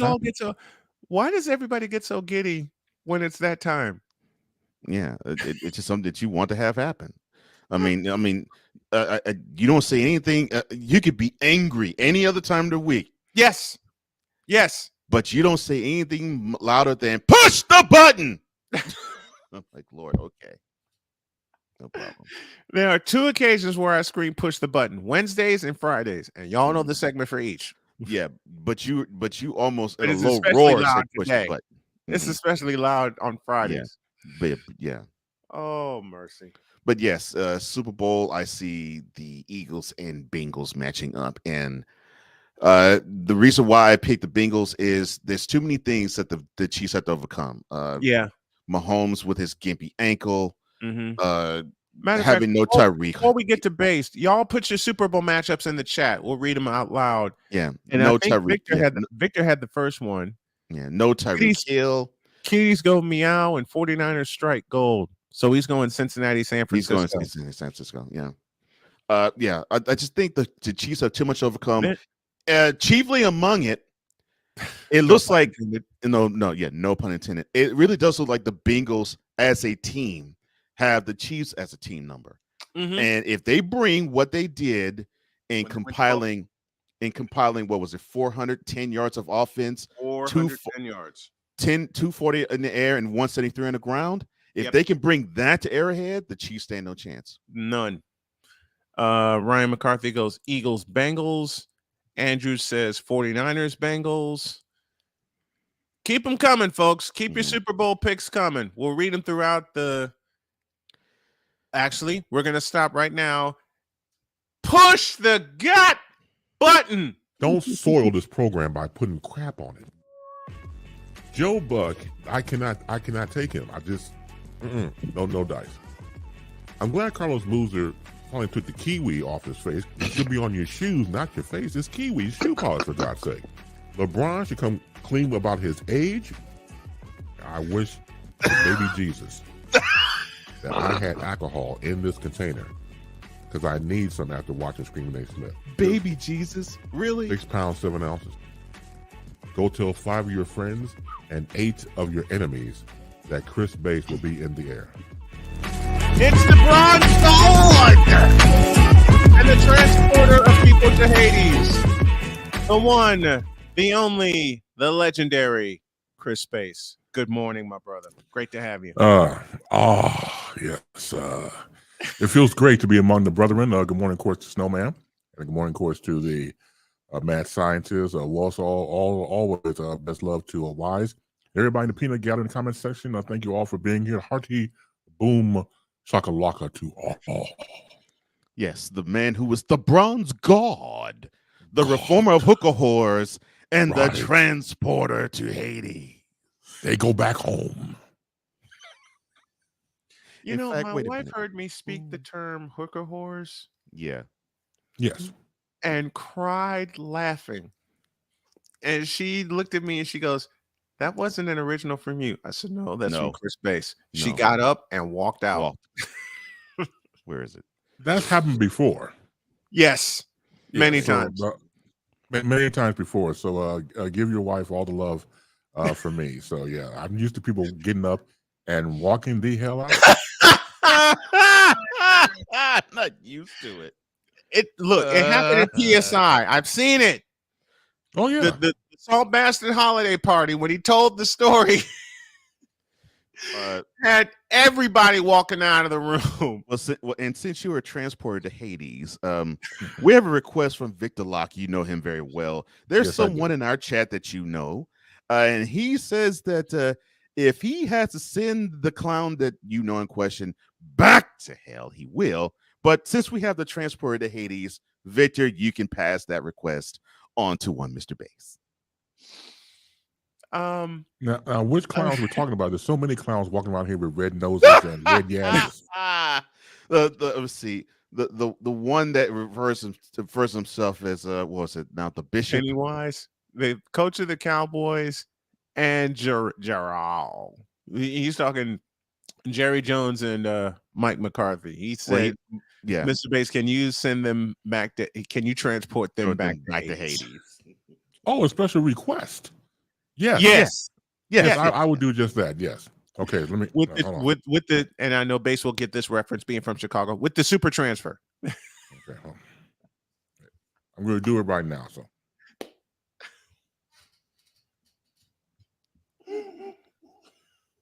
Is that something? Is that something you give when you have to go take the L? Yes. Well, yeah, back in the day, it's like a little ticket. Yeah. And super That transfers, they lasts would use it all day Sunday. long on a Sunday, right? All day Sunday. Sunday transportation. Okay, here we go.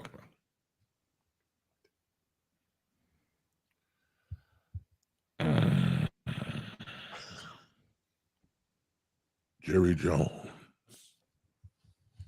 Dallas Cowboys owner.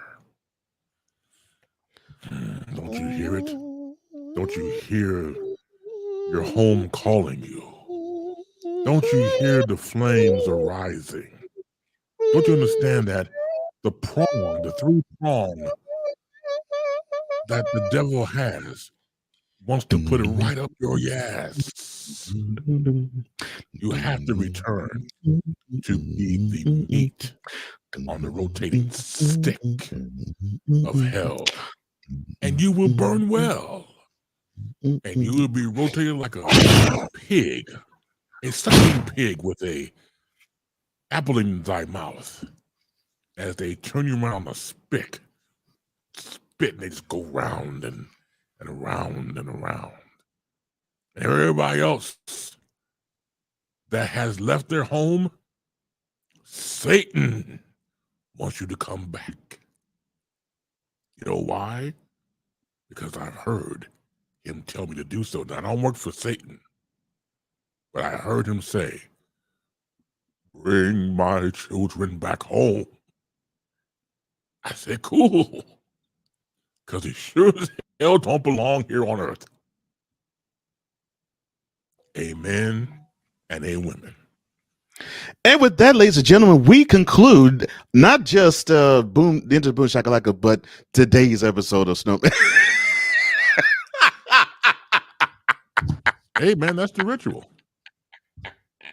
I started wearing my robe. Because I have a robe with a hood on it. If I would have known I would have wore the robe. I didn't know this was impromptu, so I hope, Victor, that worked. And I take requests, but I need a ceremonial robe. And then Brian talks about leaving the room, and then he does exactly just that. Oh, yeah. Lord have mercy. Oh, and this Victor is says, better than the summoning. Yes. And Victor says, thank you, Mr. Bass. Oh, you're very welcome, Victor. Absolutely. Anything for you, brother. Go way back, man. Yeah. I have a request as well. Sure. Okay, what's the request? Can you bring Bishop Rod Graham Jakes of whatever the hell that church, summon him back, will you please? Who is this now? Bishop Rod Graham, Jakes of New Victory Kang James, aka keep Rod West. AKA Rod Okay, hold on, West. I gotta write this down. I gotta take this request. Okay. Bishop Rod Graham. Jakes of New Victory. Kang James, not King. Kang James. Kang James. Okay, so AKA he left West. hell too? He escaped hell too? Okay. All right. Yes. And he kept waking me up last night with his diabolical verbal. I can't say it. Okay. Crap. All right. Thank you. Okay, Thank you. You're welcome. Okay, here we go. Mm-hmm.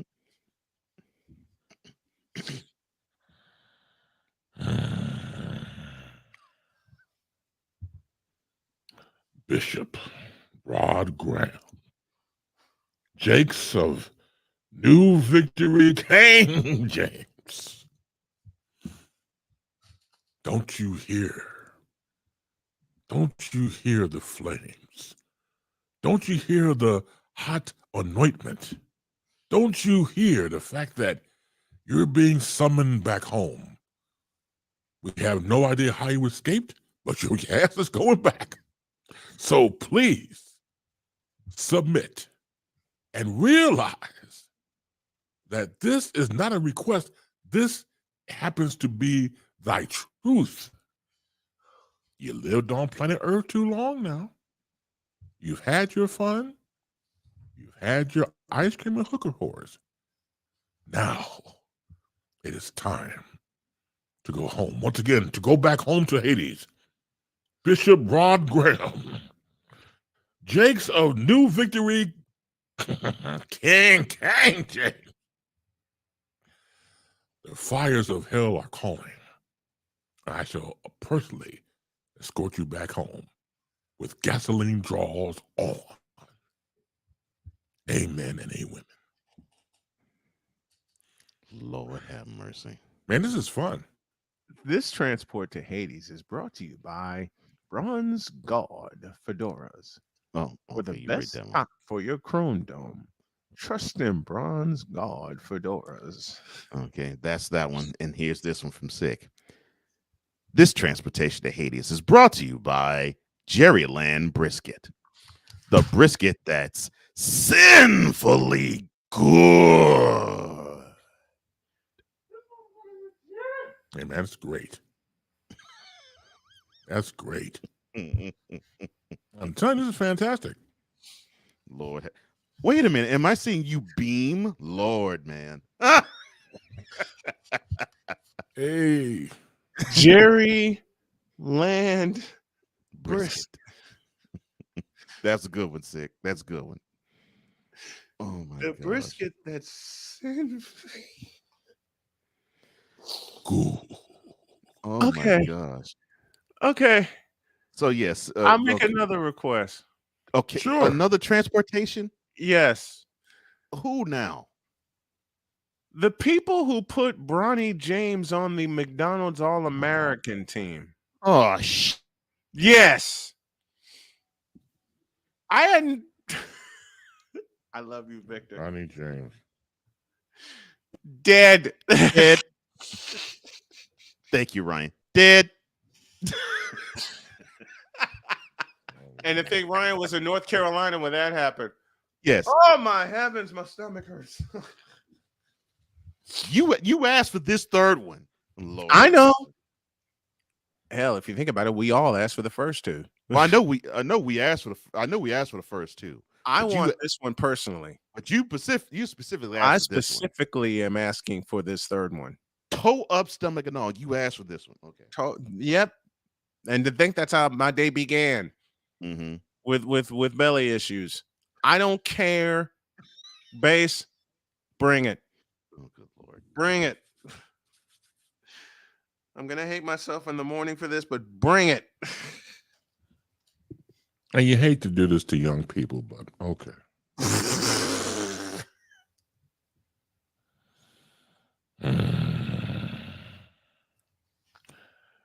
Even though you cannot help your bloodline and who your parents are or parent, apparently you're benefiting from nepotism.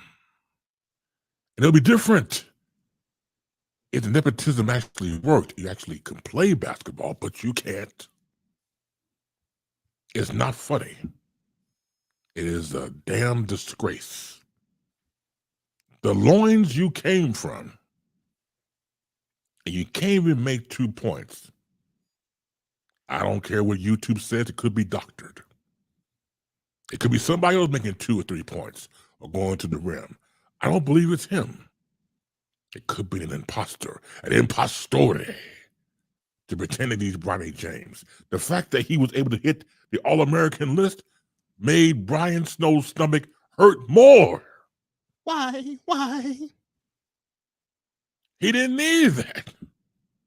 The man's going through enough crap already, and he reads about that and has to pass out. He probably passed out and didn't tell nobody. It doesn't make any sense. Mm-hmm. You probably can't play. And I heard you couldn't play. So here's the deal. Get out while the getting's good, Bronny. Come on back home to hell. It'll be okay. It'll be fine. I hate to do it because you're a youngster, but it was upon a request. Please take your jersey and burn it in effigy Well, hell, good morning. We get back home. Amen. And a women.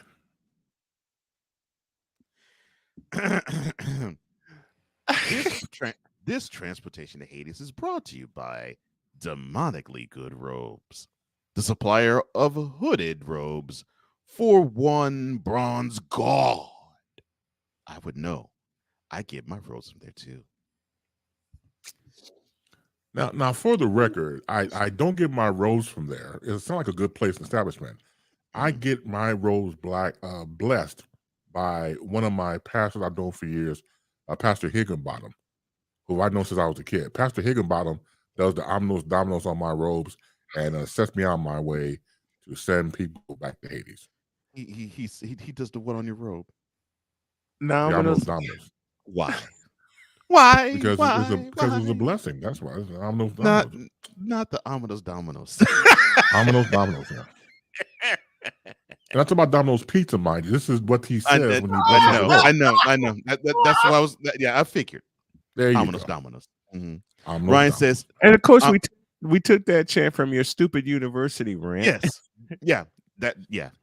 And that's the crest on that's part of the crest on Stupid University.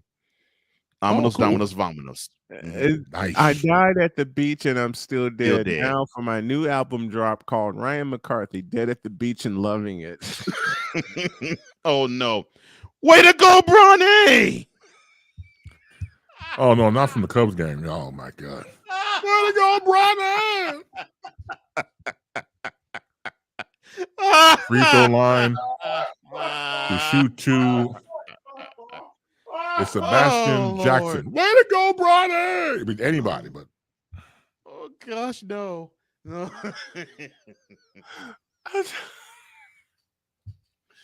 Help. I am glad I only had to experience a live Cub game at Raggedy Field one time. The fact you just clowned the field is ridiculously hilarious.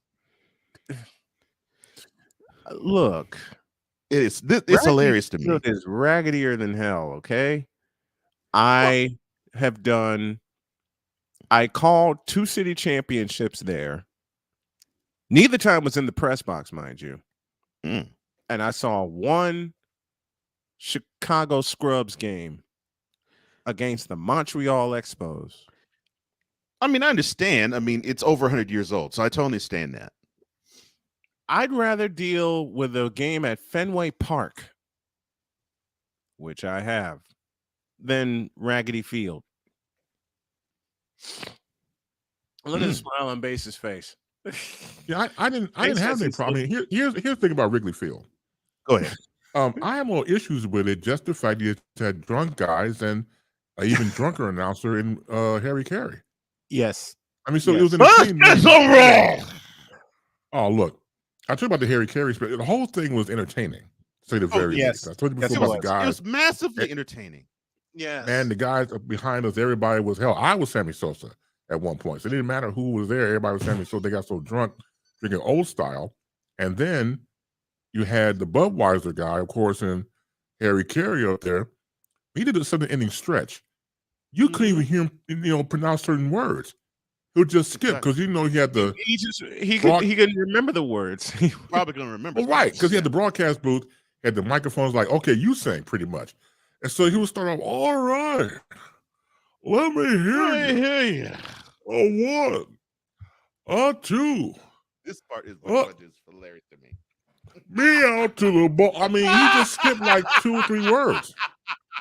He doesn't even say a 3. He didn't say a 3 and start the song. Listen, he skips the word take. He just some stopped occasions. Like That's y'all my sing. favorite part. Yeah. You don't even start the song. The organist starts it, and you The hear bad part is- the people sing it. The bad part is Harry started that tradition on the South Side. Right, I do remember. He started because someone stuck a microphone in the booth in 1977 and heard him singing "Take Me Out to the Ball Game." That set it.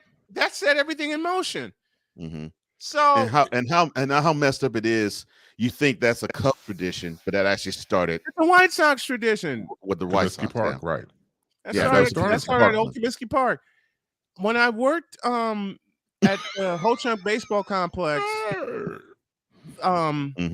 Victor and I had a version of Harry Carey's "Take Me Out to the Ball Game," the White Sox version, and a Cubs couple came up to me in the booth and said, "Look, we're tired of this White Sox ish. We want to hear Harry Carey." Now, I had only played Nancy Faust's organ version of "Take Me Out to the Ball Game." I hadn't played the vocal version yet. I said, "What?" She goes, "We want to hear Harry." You sure about that? And Victor saw this wicked smile on my face. Victor comes flying up to the booth and said, "Don't do it to him." But they kept pressing.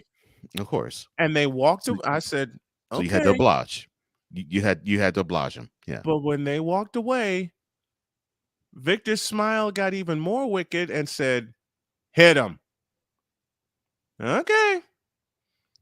So I hit him with the version of "Take Me Out to the Ball Game," but he said, "Let's root for the White Sox," which had every White Sox fan at my field jumping up and cheering. And this couple came back to me with tears in their eyes. I swear to you, had tears in their eyes going, "How dare you? How dare I what? You said you wanted to hear Harry. You didn't say which version." Not hit him, Victor. That's beautiful.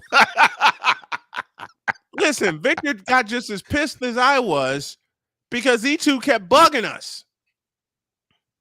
And that's when, like I said, that's when Victor came up to me and said, "Screw it. Hit him." Well, the cool thing about Harry Carey, God rest his soul, when he was doing a 7th-inning stretch, Take Me Out to the Ball Game, thank God, and the baseball gods above, that he had people in the stands to sing with him. If he was by himself, it would be a train wreck. You talk about me going off the rails. If he was by himself singing, would have off the rails completely. So thank goodness he had people in Wrigley Field singing with him. So like when you get to the end of the song, to the whole crescendo, "Oh, there's 1, 2, 3 strikes, you're out at the old." Hey! And he just skipped everything again. He skipped the front, middle, and end of that glorious song. He skipped the 3 best parts of the song. Yeah, because you drink beer and you hiccup when you drink. But see, but the funny thing is, before he got to that stage, because this is when I first learned about Harry Carey. He wasn't totally inebriated on set on broadcast yet, but he was getting there. Yet, but he was getting there. So it used to be he would rush, but he would sing it all. You've seen all the song. He'd rush it, but at the end he goes, "For it's 1, 2, 3 strikes, you're out at the old ball game." Hey! I'm like, Lord, really? And would blow the speakers off the joint. Right. Because that's the reason why I think he shouted so loudly. He had to go urinate. You would scream out too if you had to take a break and go, empty your bladder. Well, all that beer. Yeah, because I had a fear that he'd start with a pitcher of beer at the top of the broadcast on WGN. It would be completely, in fact, it would be overflowing. By the time he got to the 7th inning, that thing was gone. Long gone. Not even a drop. No. Wow. And he would start on the second one before the post-game show. And the funny thing is, man, I actually, no joke, I actually thought this dude, when he would do the 7th-inning stretch, I actually thought we was going to see him tip over and fall into the stands. Right. You're not the only one that thought that. You're not the only one that thought that, because he would lean over so far. You're thinking, "Oh my God, he's going to die." Yeah. He's going to fall into the stands. But knowing knowing Cub fans, they wouldn't have let him die. No, of course not. They'd have caught. They'd have like an old rock concert. They'd have caught him and passed him back up at the booth. And if he did pass away, they'd treat him like Weekend at Bernie's. Man.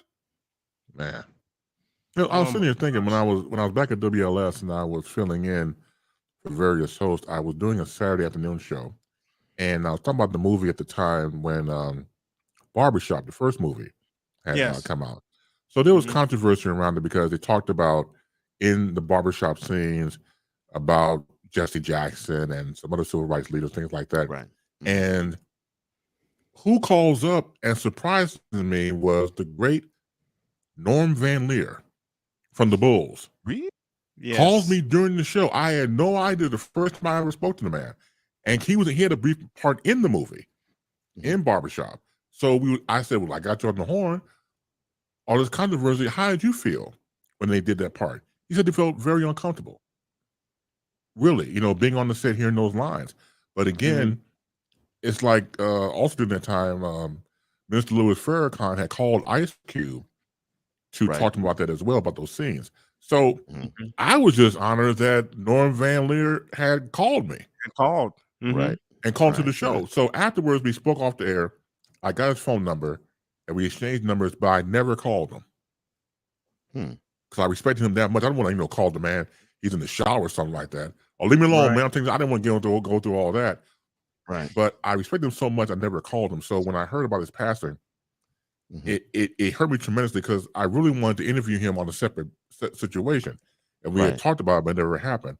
So you never know in this business that we do right now with social media or broadcasting, whatever you want to call it, podcasting as well, you never know who you're gonna touch.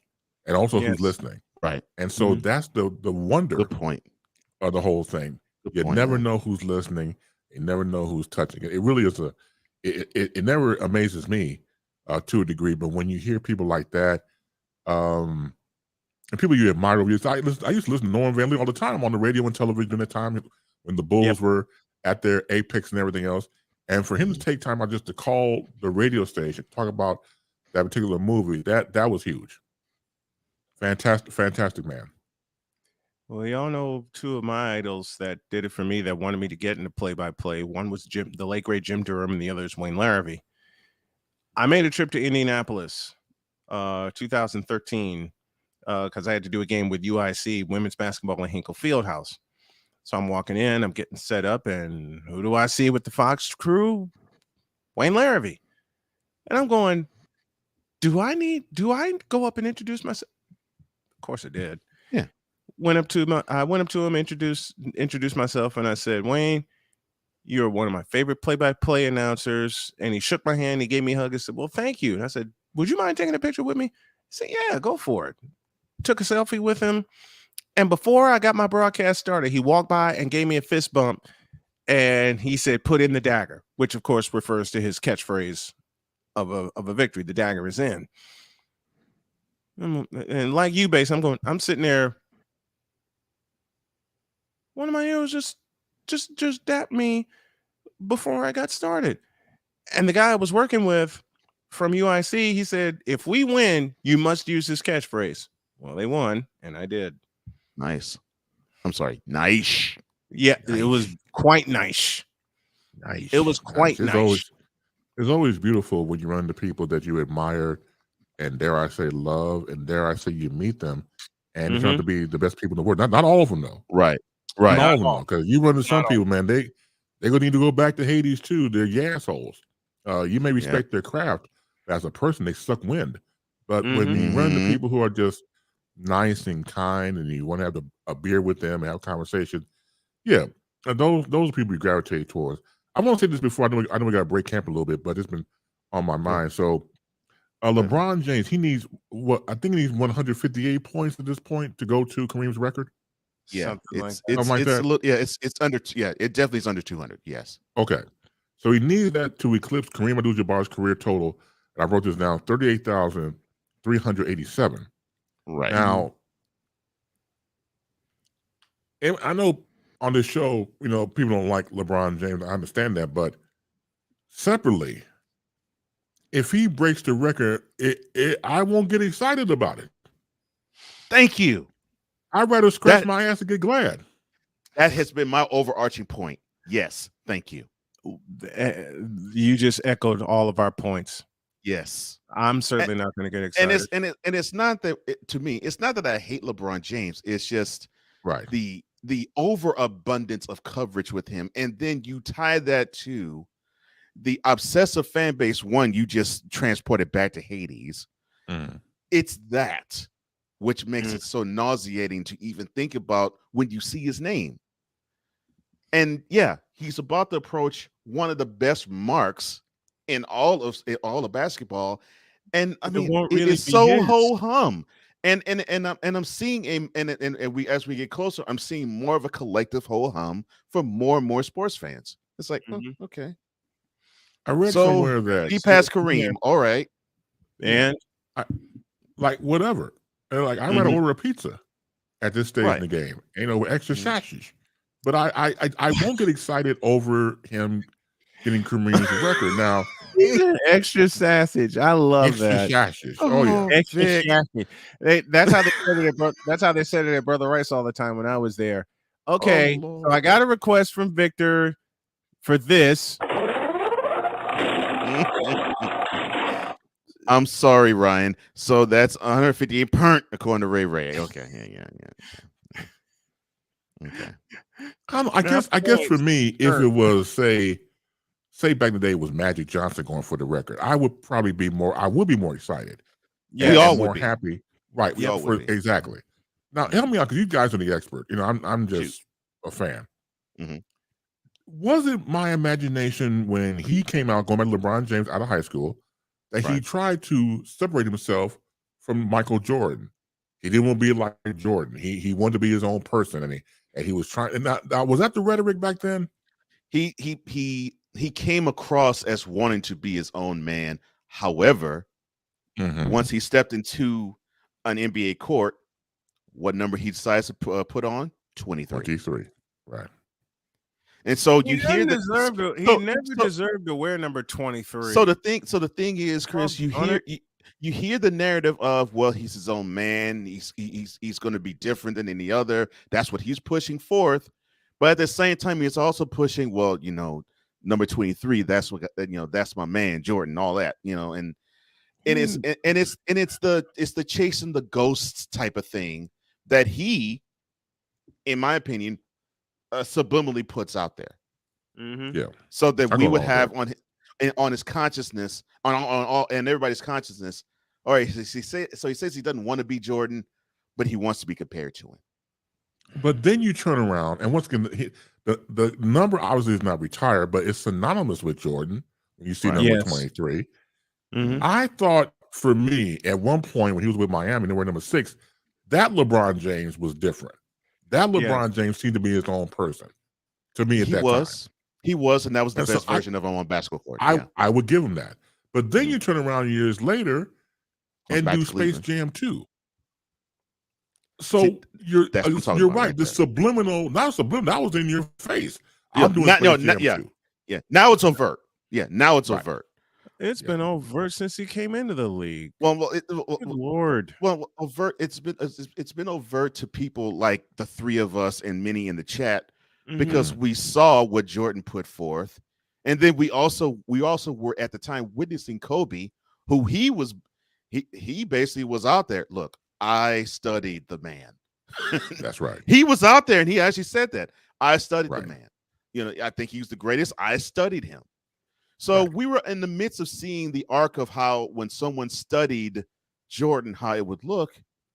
And here's a guy who comes up, and of course he didn't go to a big time college. He wasn't a product of a UCLA or Duke or North Carolina or Kentucky. He wasn't a product of Krzyzewski or Bob Knight or John Wooden or Dean Smith. So he didn't come from that. And so he also comes with the narrative of I pulled my own self off my own bootstraps, and with basically my own study, I got to this lofty standard. And you have that understanding with him, along with the okay, yeah, I like him. I like him. And he kept saying a lot of influences. Jordan was one of them. Was pervasive. Like whenever people mention Allen Iverson, well, yeah, man, my favorite player was Allen Iverson. Whenever people mention Kobe, yeah, my favorite player was Kobe. And then when you mention Jordan, yeah, my favorite player was Jordan. It would be like that. It was like he would always try to fit himself into whatever narrative that was out there at the time. Right. But you just could not escape. This guy chases Jordan all the time.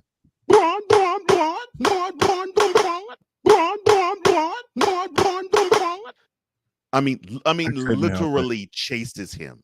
I couldn't help pushing that button.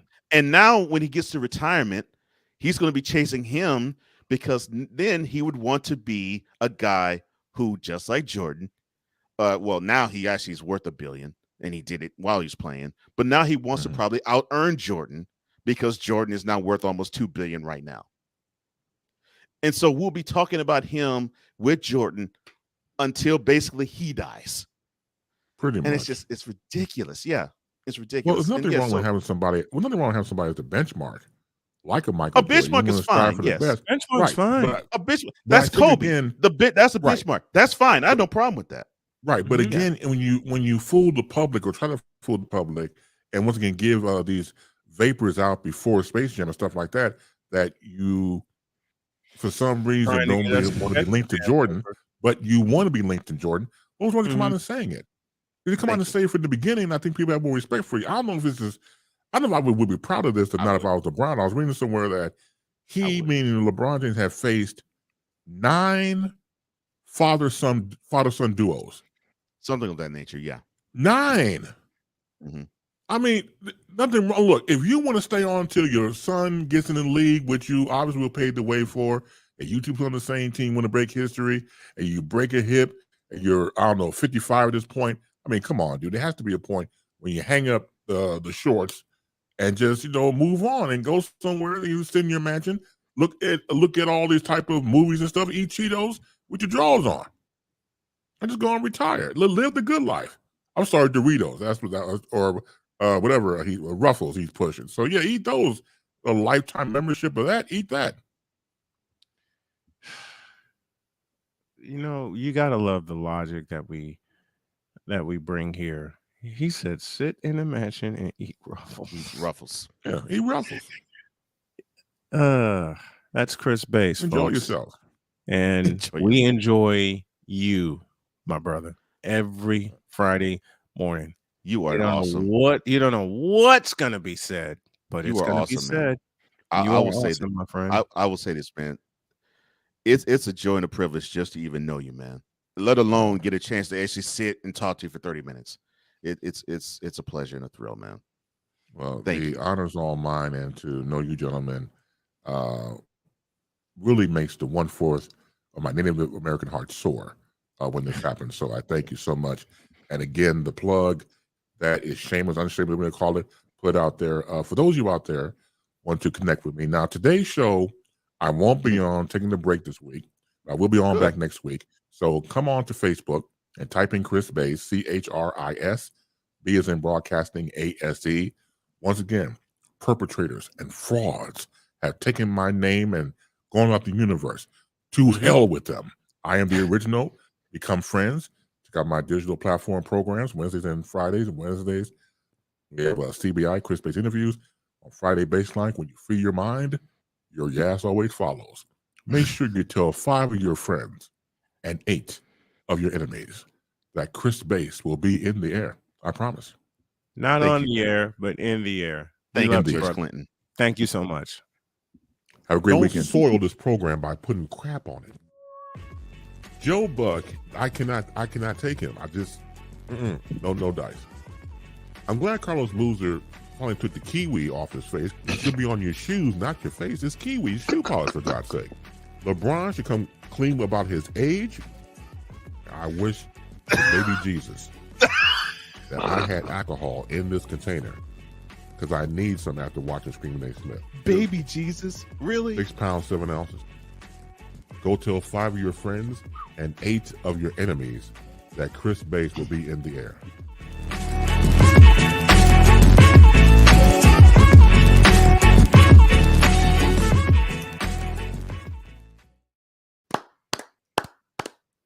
And ladies and gentlemen, you did not solicit him to talk about LeBron James. No.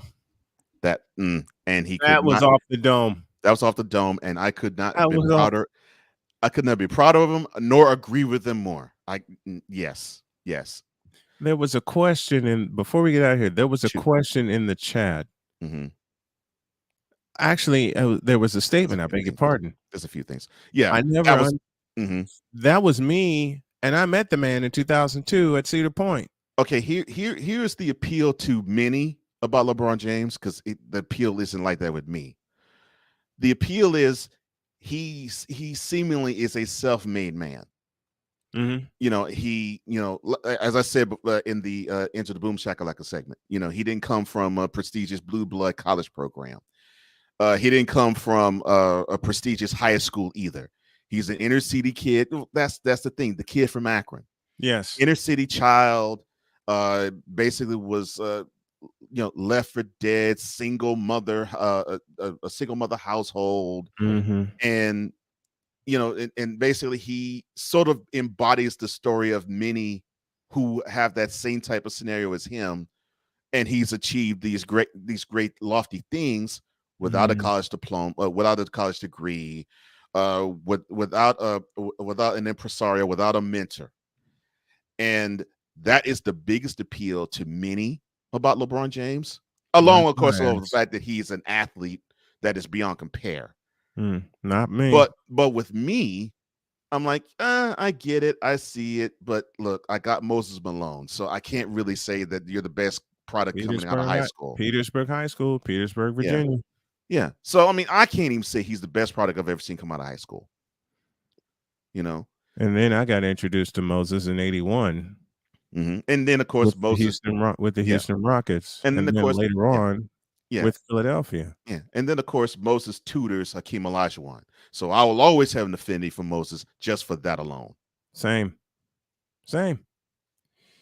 Speaking of introductions, and speaking of the king, good evening. Not speaking of the king. Rod, take this.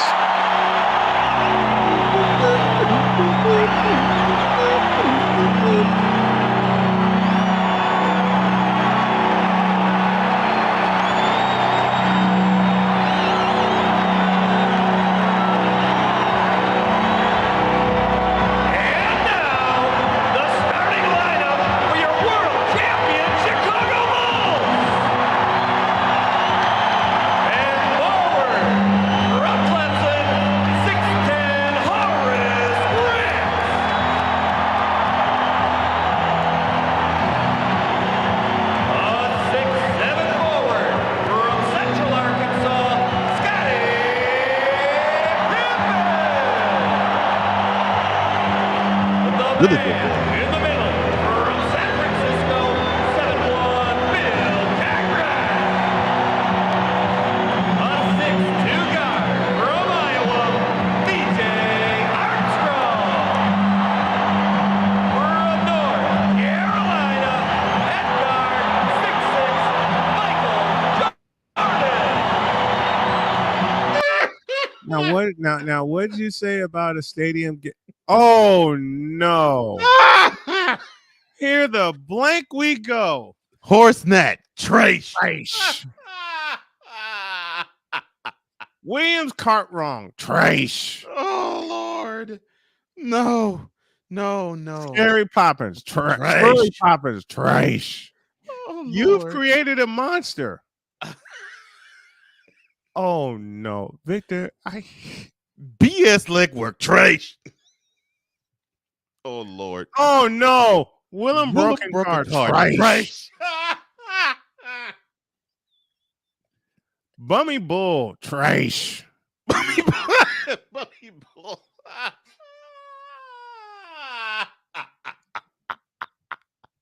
I don't even talk about him on this show. No. And we get Oh this. no. Oh hell no. Even Phil Jackson is not safe from the Michael chat. your bum, Trace. Phyllis Jason, Trace.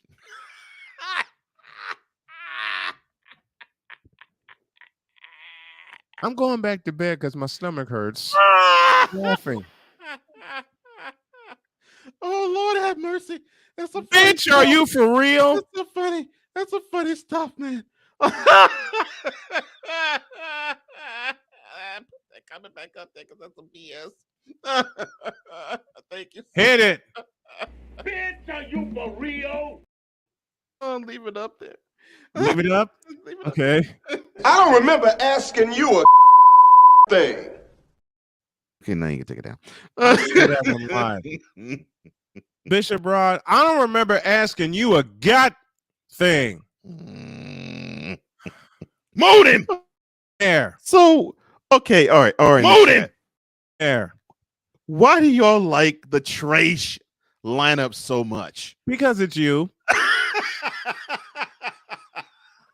What the hell you mean? What the hell you mean? Why we like the Trash lineup? Because it's you. And to think, I thought that was just gonna be a throwaway part of the No, it stands on its own now. Now it is totally stood on its own. Oh my gosh. Oh no. The same as Moodum. I'm like, oh, there. Kerry Vernon, Trash. Okay, my brain just went dead. Who are they referring to? Thank you, Victor. It's yeah. Oh no. Oh Kenny, hell no. Kenny, no love. Trash. Nice. It's you and it's ingenious. How dare you ask such a dumb question? Oh Lord. Wait a minute. Bronze Jim Trash. Oh. The Trash lineup is now a part of Snowman's canon. Thank you guys. Seriously, thank you. And you started that ish. I'm just channeling. You really thought it was going to be a throwaway?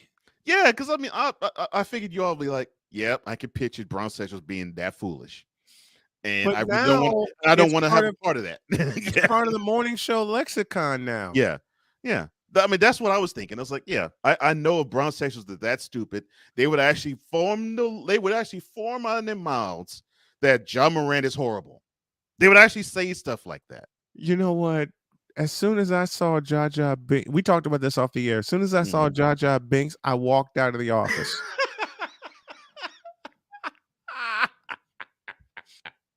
I walked out of the. I did. I walked the hell out of the office. That was the best. I told you. Oh no. It's gone. It's gone. Ross Less. Trash. I can imagine Ray butchering hockey player names such as Wayne's World Gatsby. Trash. Oh yeah, he would. Now it's in hockey. If he liked hockey, he would definitely do that. Hey Ryan, can you do one for Martin Brodeur?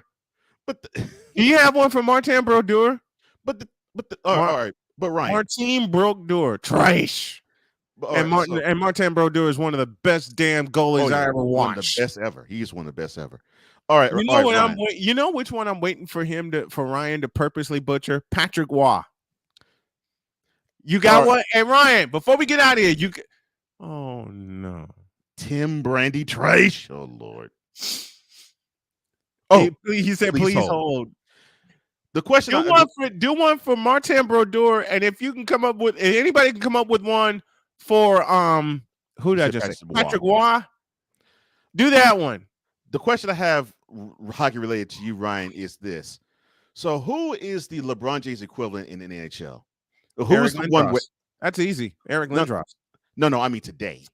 Because I mean Eric Lindros is long today. Gone now. Yeah, Eric Lindros is long gone now.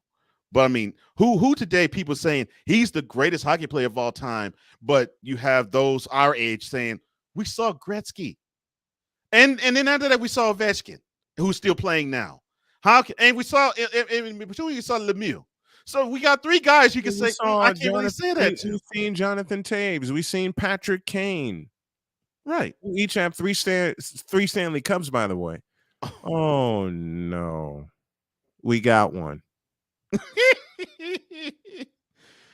Pelly Millwall. Trash.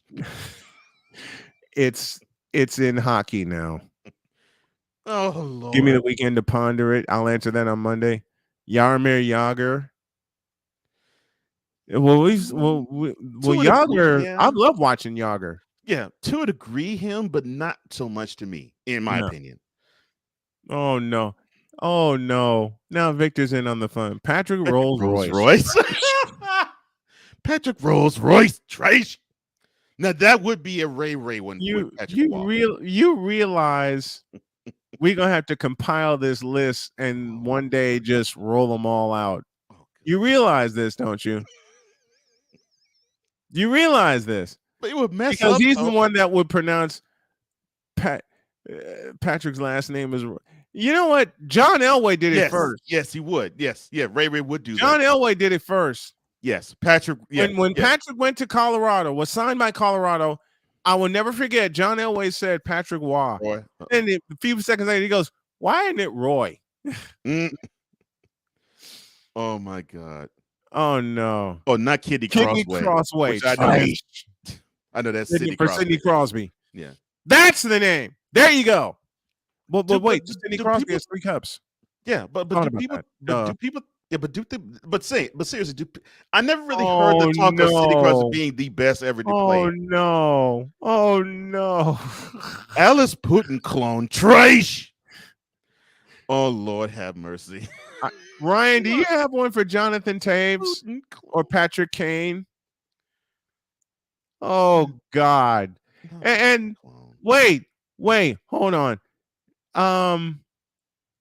What did Rob put up here? He put this up here. Do you even know how good Tom Chambers was? You bum. Lord.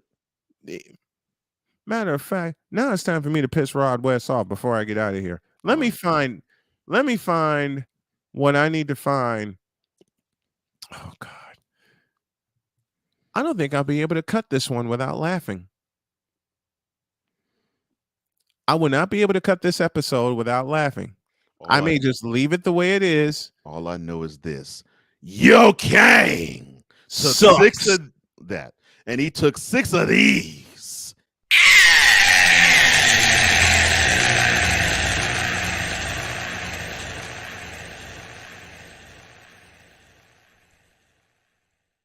Ryan has an answer, but before we get to it,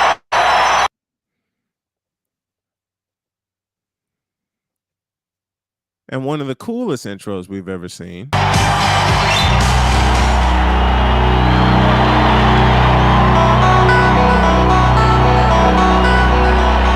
when everybody used to call this music?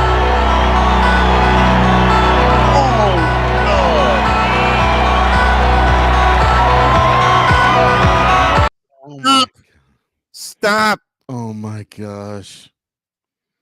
Johnny Big Toes and Patty Crutches. And then there's Victor's Patrick Kanye. Oh God. Patrick Kanye West, right? And that, of course, is in reference to Patrick Kane. And now Sick Diggy getting in on the front. Bum leg Davy. Trash. Oh my leg. Oh my leg. Oh my leg. That probably would be what he would. That probably would be what Ray would do. Oh my leg. Oh my leg. Oh my leg. Trash. Mold him. Do that again. Oh my leg. Oh my leg. Oh my leg. Trash. Y'all will see that name on Wednesday. I don't know what name Cole's gonna come up with. Y'all will see that on Wednesday. Y'all will see. I don't know why, but y'all will see that on Wednesday. Before we go, tune in YouTube on Real Wife TV and Coleman Media Incorporated for Mentality. That's the wise.cole production. Yes. I saw the first episode. Very, very impressive by the two of you. Thank you. And I found the font, and I now have it. Yeah, I figured you'd find it. It took me a while, but I found the font, and I now have it. Mm-hmm. It looks good, doesn't it? I loved it when I first saw it. Oh no! Oh no! That's a good one, Sick. That's a good one. That's a good one. Caramel Antonio Trash. I might do a banana boat special with that one.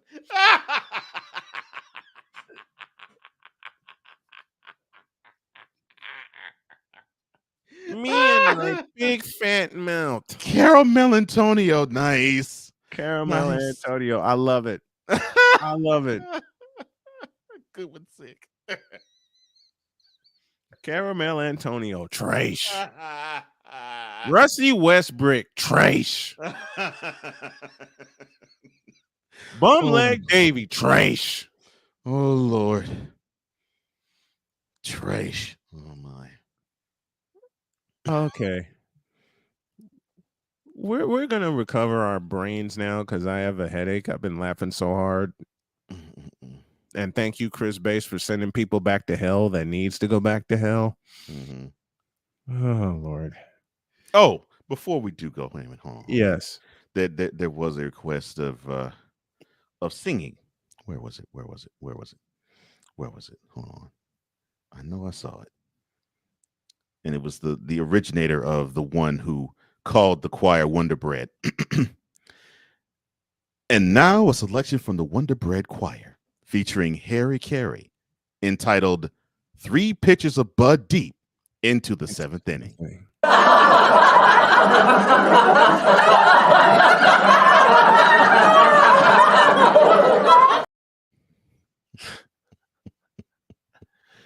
I hate you, Victor. Draymond Green leaves trash.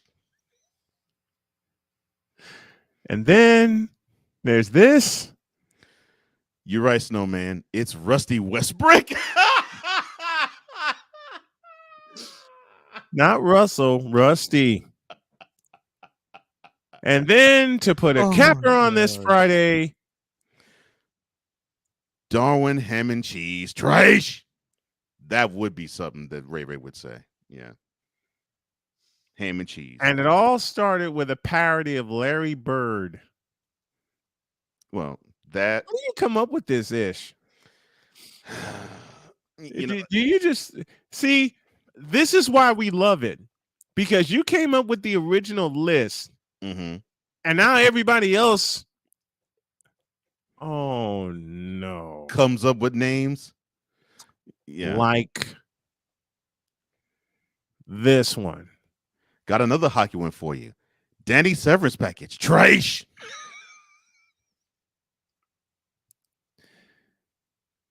Have a great weekend. Enjoy the games. God bless. Remember to make your next move your best move. And always remember, if your dreams don't scare you, they're simply not big enough. And to Bishop Rod West, go back to hell and stop the cap. And stop taking.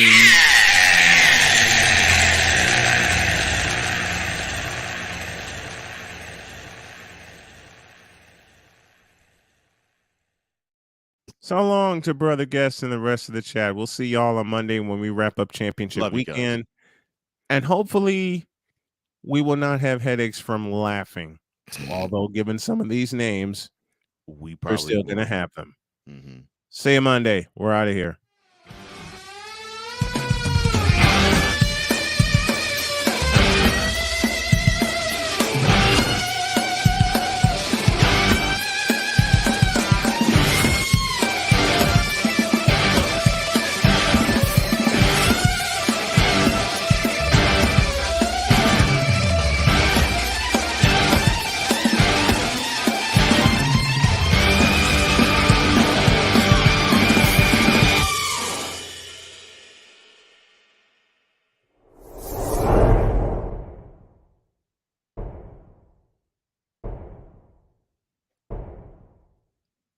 Why is it when I hear the closing song now, I hear Iron Eagle's voice in my head? See y'all Monday. Pippin over Jordan.